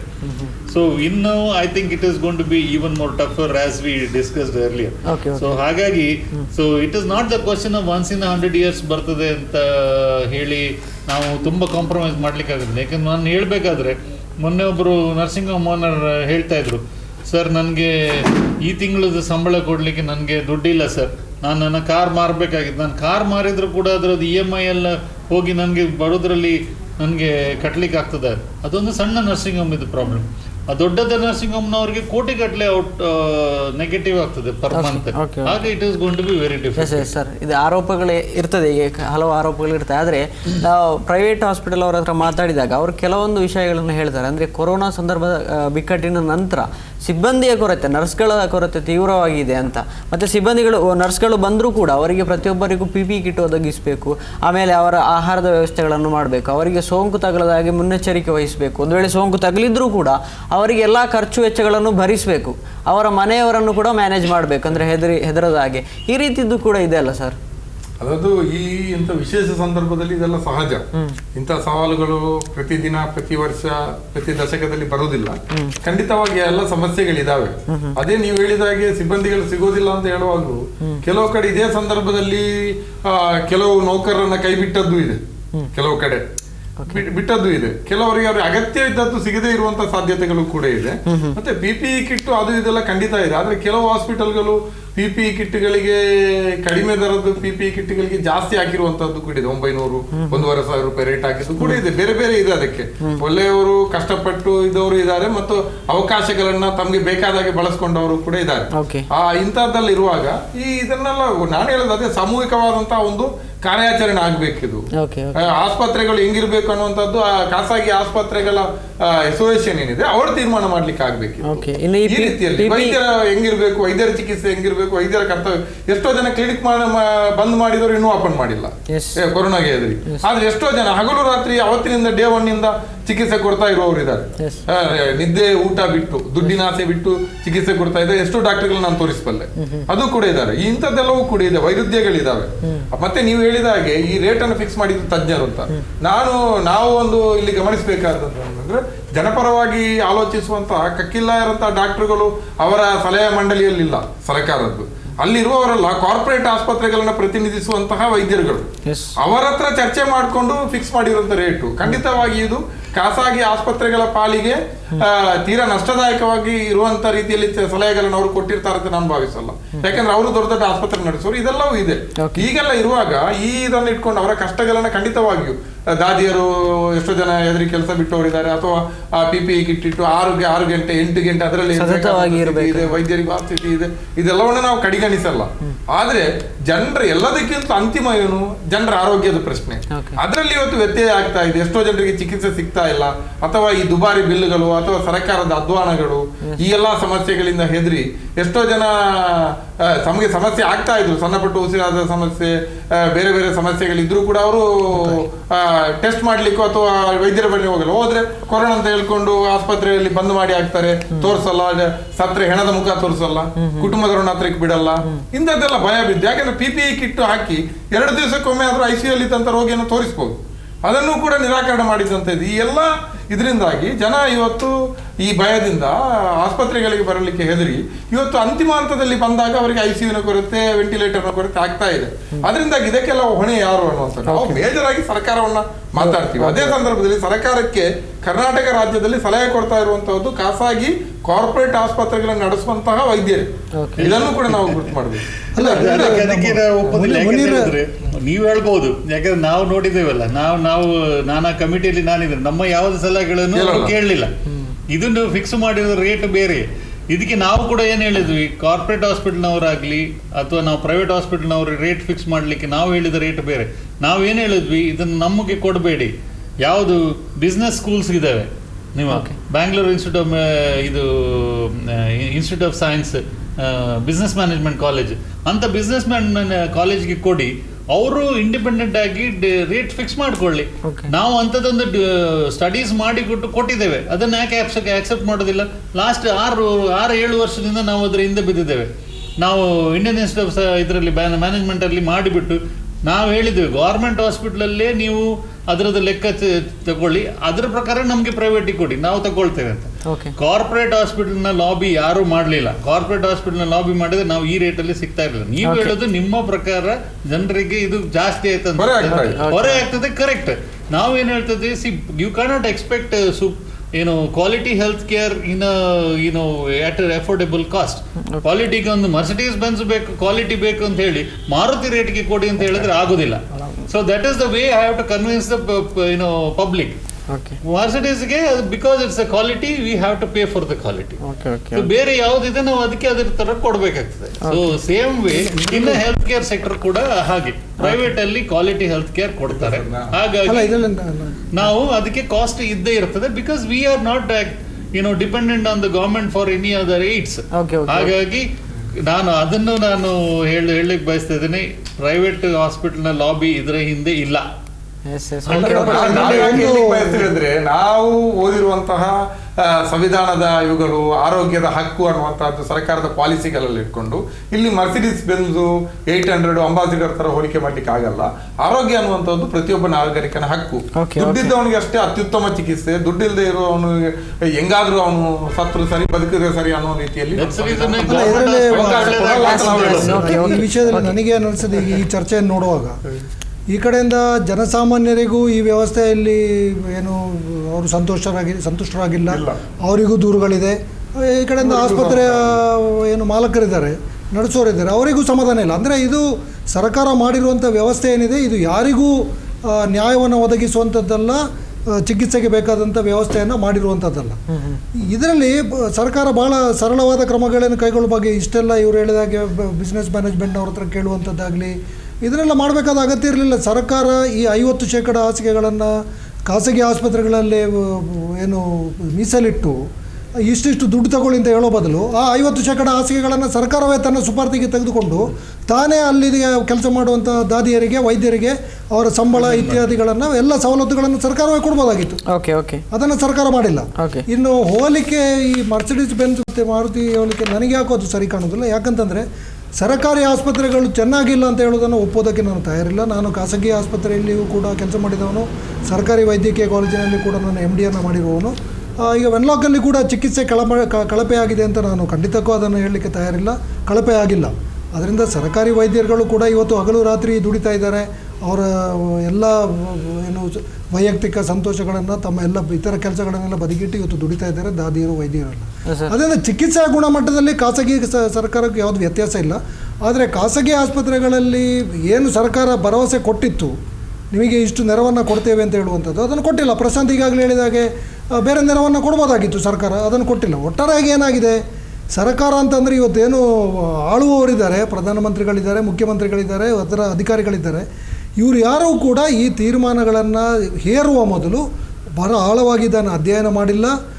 ಜನರಿಗೆ ಇದರಿಂದ ಎಷ್ಟು ಉಪಯೋಗ ಆಗ್ತದೆ, ವೈದ್ಯರಿಗೆ ಎಷ್ಟು ಇದರಿಂದ ಕಷ್ಟಗಳಾಗ್ಬೋದು ಅಥವಾ ಸಹಾಯ ಆಗ್ಬೋದು, ಇದನ್ನು ಯಾವುದನ್ನು ಸರಿಯಾಗಿ ವೈಜ್ಞಾನಿಕವಾಗಿ ಆಲೋಚಿಸದೆ ಸುಮ್ಮನೆ 3 ಕಾನೂನುಗಳ ಹೆಸರನ್ನಿಟ್ಟು ಇವನ್ನೆಲ್ಲ ಏರಿಕೆ ಮಾಡಿರುವುದರಿಂದಲೇ ಇದೆಲ್ಲ ಸಮಸ್ಯೆಗಳಾಗಿರುವುದು ಅಂತ ಹೇಳೋದು ನನ್ನ ದೃಢವಾದ ಅಭಿಪ್ರಾಯ. ಹಾಂ ಸರ್, ಇನ್ನೊಂದು ವಿಚಾರ ಅಂತ ಹೇಳಿದರೆ, ಇದು ಜನರಲ್ ಆಗಿರುವಂಥ ಒಂದು ಮಾತು ಹೀಗೆ ಬರುವಾಗ, ಈಗ ಸದ್ಯ ಕೊರೋನಾಕ್ಕೆ ಔಷಧಿ ಇಲ್ಲ, ಕೊರೋನಾ ದೊಡ್ಡ ಸಿಂಪ್ಟಮ್ಸ್ ಏನಿಲ್ಲ, ನೀವು ಮನೆಯಲ್ಲೇರಿ ಹೋಮ್ ಐಸೋಲೇಷನ್ ಆಗಿ ಆ ಥರ ಎಲ್ಲ ಹೇಳ್ತಾರೆ.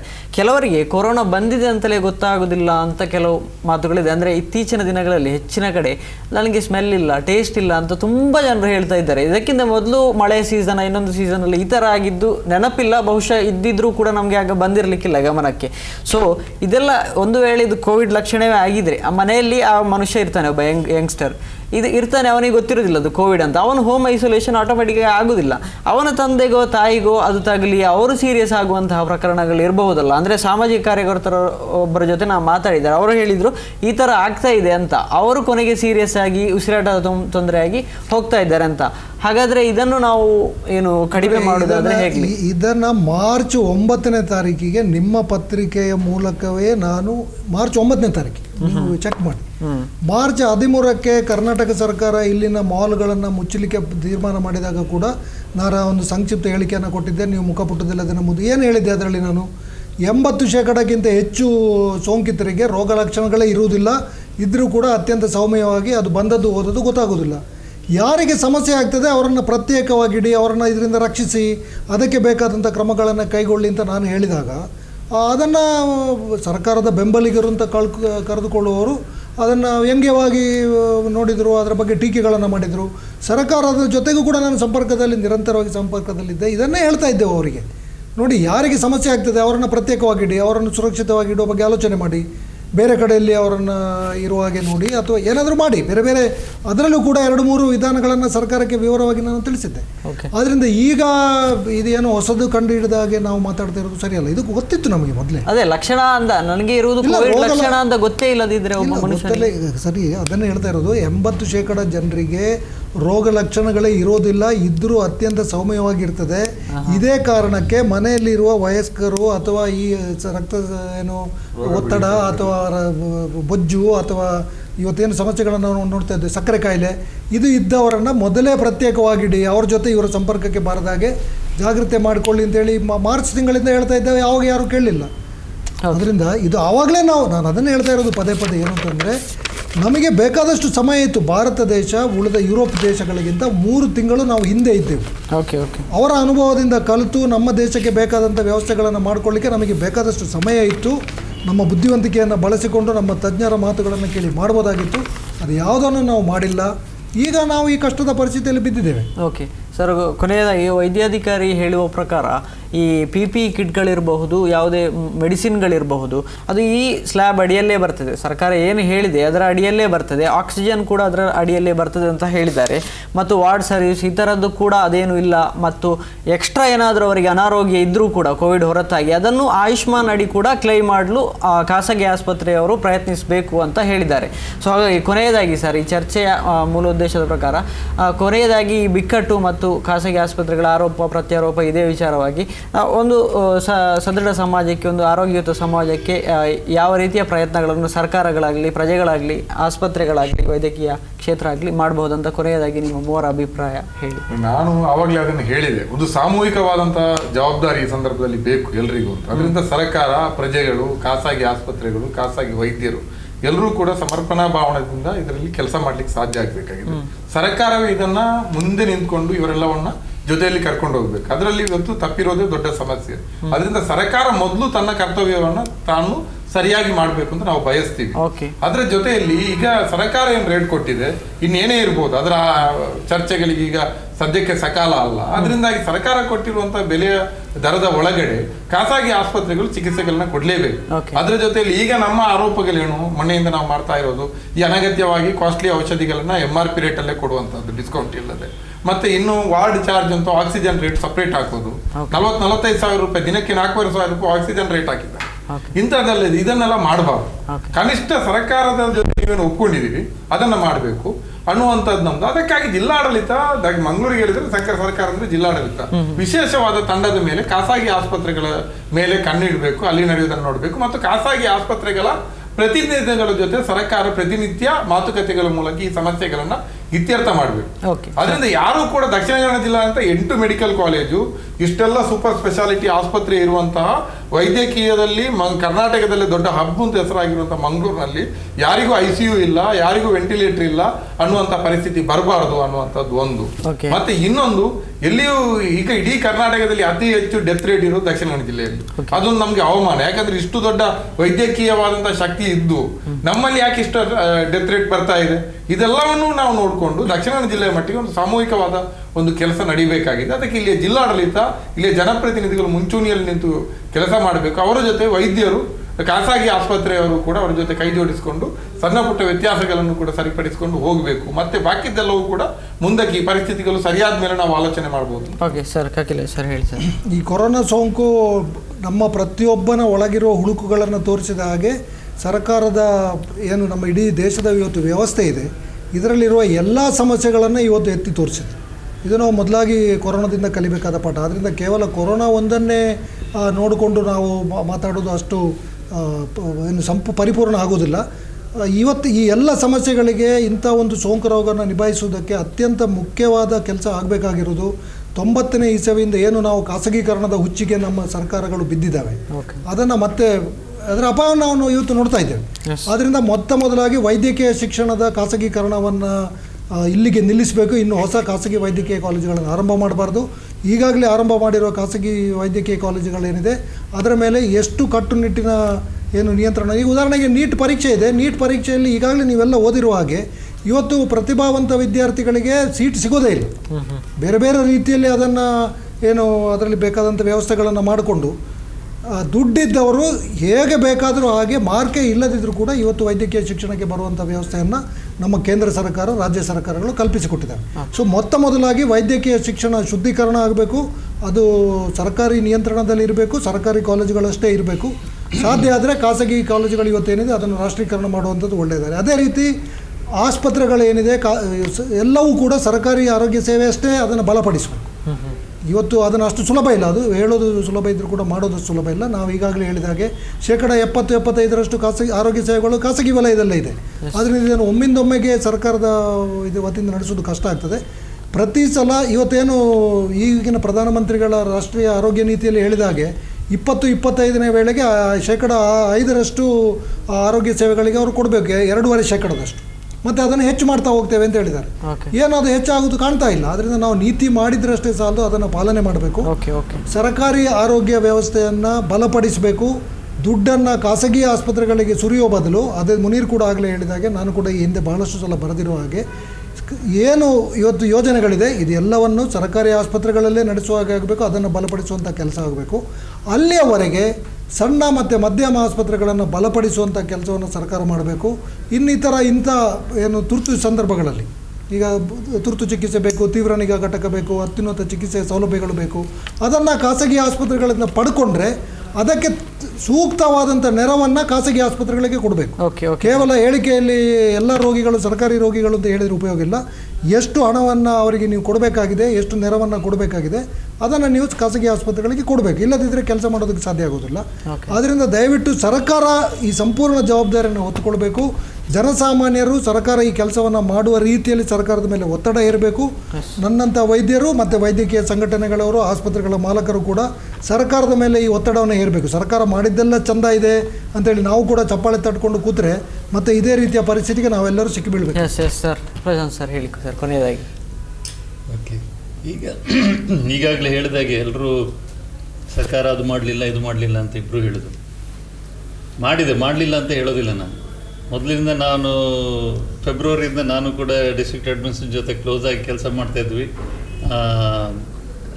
ಕರ್ನಾಟಕ ಗೌರ್ಮೆಂಟಿಂದ ಹೆಲ್ತ್ ಮಿನಿಸ್ಟ್ರ್ ಜೊತೆನೂ ನಾವು ಮಾತಾಡಿಕೊಂಡು ನಾವು ಮಾಡ್ತಾಯಿದ್ವಿ.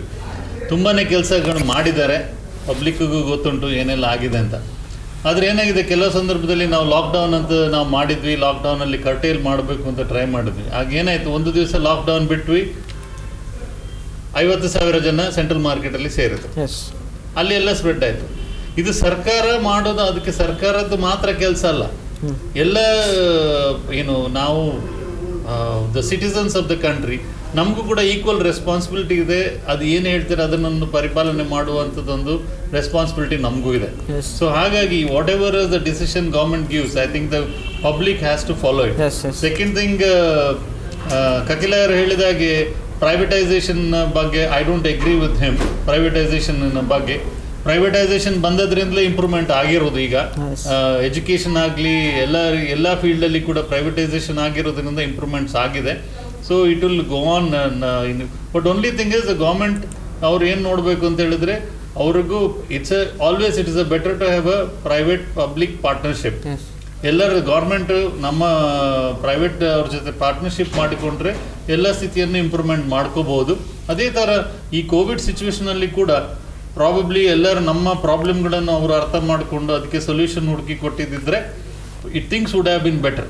ನಮ್ಮನ್ನು ಖಾಸಗಿ ಆಸ್ಪತ್ರೆಯನ್ನು ಬ್ಲೇಮ್ ಮಾಡೋದು ಮಾತ್ರ ಅಲ್ಲ, ಅದು ಯಾಕೆ ಬ್ಲೇಮ್ ಮಾಡ್ತದೆ, ಅವ್ರದ್ದು ಏನು ಪ್ರಾಬ್ಲಮ್, ನಮ್ಮ ಪ್ರಾಬ್ಲಮ್ಗಳನ್ನು ಅರಿತುಕೊಂಡು ಅದಕ್ಕೆ ನಮಗೆ ಬ್ಲೇಮ್ ಮಾಡಿದ್ರೆ ತಪ್ಪಾಗಿದ್ರೆ we are ready to face it. But ನಮ್ಮದೇನು ತಪ್ಪಿಲ್ಲದೆ ಡಾಕ್ಟರ್ ಹಾಗೆ ಮಾಡಿದ್ರು, ಆಸ್ಪತ್ರೆಯವರು ಸುಲಿಗೆ ಮಾಡಿದ್ರು, ಅದು ಹೇಳೋದನ್ನು ನಾವಂತೂ ಒಪ್ಪುವುದಿಲ್ಲ. ಓಕೆ ಸರ್, ಇದಿಷ್ಟು ಅತಿಥಿಗಳ ಮಾತು ಕೊರೋನಾ ವಿಚಾರಕ್ಕೆ ಸಂಬಂಧಿಸಿ ಅದರ ನಿರ್ವಹಣೆ ಮತ್ತು ಖಾಸಗಿ ಆಸ್ಪತ್ರೆಗಳ ಮೇಲಿರುವಂತಹ ಆರೋಪಗಳ ಬಗ್ಗೆ ಅತಿಥಿಗಳು ಅಭಿಪ್ರಾಯವನ್ನು ವ್ಯಕ್ತಪಡಿಸಿದ್ದಾರೆ. ಸೊ ಒಂದು ವೈದ್ಯಕೀಯ ಕ್ಷೇತ್ರ ಜನಪರವಾಗಿರಬೇಕು ಮತ್ತು ಜನರಿಗಾಗಿಯೇ ಇರಬೇಕು, ಹಾಗೂ ಖಾಸಗಿ ಆಸ್ಪತ್ರೆಗಳ ಕಷ್ಟಗಳೇನು ಮತ್ತು ಅದರ ಹಿಂದಿರುವ ಜನರ ಕಣ್ಣಿಗೆ ಕಾಣದಂತಹ ಸಮಸ್ಯೆಗಳೇನು ಎನ್ನುವುದನ್ನು ತಿಳಿದುಕೊಳ್ಳುವುದು ಮತ್ತು ಅದರ ಬಗ್ಗೆ ಬೆಳಕು ಚೆಲ್ಲುವುದಾಗಿತ್ತು ನಮ್ಮ ಕಾರ್ಯಕ್ರಮದ ಉದ್ದೇಶ.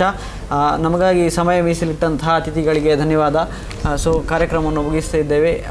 ಇಂತಹ ಇನ್ನಷ್ಟು ಚರ್ಚಾ ಕಾರ್ಯಕ್ರಮಗಳು ವಾರ್ತಾಭಾರತಿ ಚಾನಲಲ್ಲಿ ಬರಲಿಕ್ಕಿದೆ. ಸೊ ಸಬ್ಸ್ಕ್ರೈಬ್ ಆಗಿ ಚಾನಲ್ಗೆ. ವೀಕ್ಷಕರಿಗೂ ಕೂಡ ಧನ್ಯವಾದ. ನಮಸ್ಕಾರ. ಸತ್ಯನಿಷ್ಠ ಮಾಧ್ಯಮಕ್ಕೆ ಓದುಗರು ವೀಕ್ಷಕರ ಆರ್ಥಿಕ ಬೆಂಬಲ ಅತ್ಯಗತ್ಯ. ನೀವು ವಾರ್ತಾಭಾರತಿಯನ್ನು ಮೆಚ್ಚುತ್ತೀರಿ ಎಂದಾದರೆ ಹಿಂದೆ ಅದರ ಆನ್ಲೈನ್ ಆವೃತ್ತಿಯ ವಾರ್ಷಿಕ ಚಂದಾದಾರರಾಗಿ ಅದನ್ನು ಬೆಂಬಲಿಸಿ. ವಿವರಗಳಿಗೆ ಈ ದೂರವಾಣಿ ಸಂಖ್ಯೆಯನ್ನು ಸಂಪರ್ಕಿಸಿ ಅಥವಾ ಈ ಲಿಂಕಿಗೆ ಭೇಟಿ ನೀಡಿ.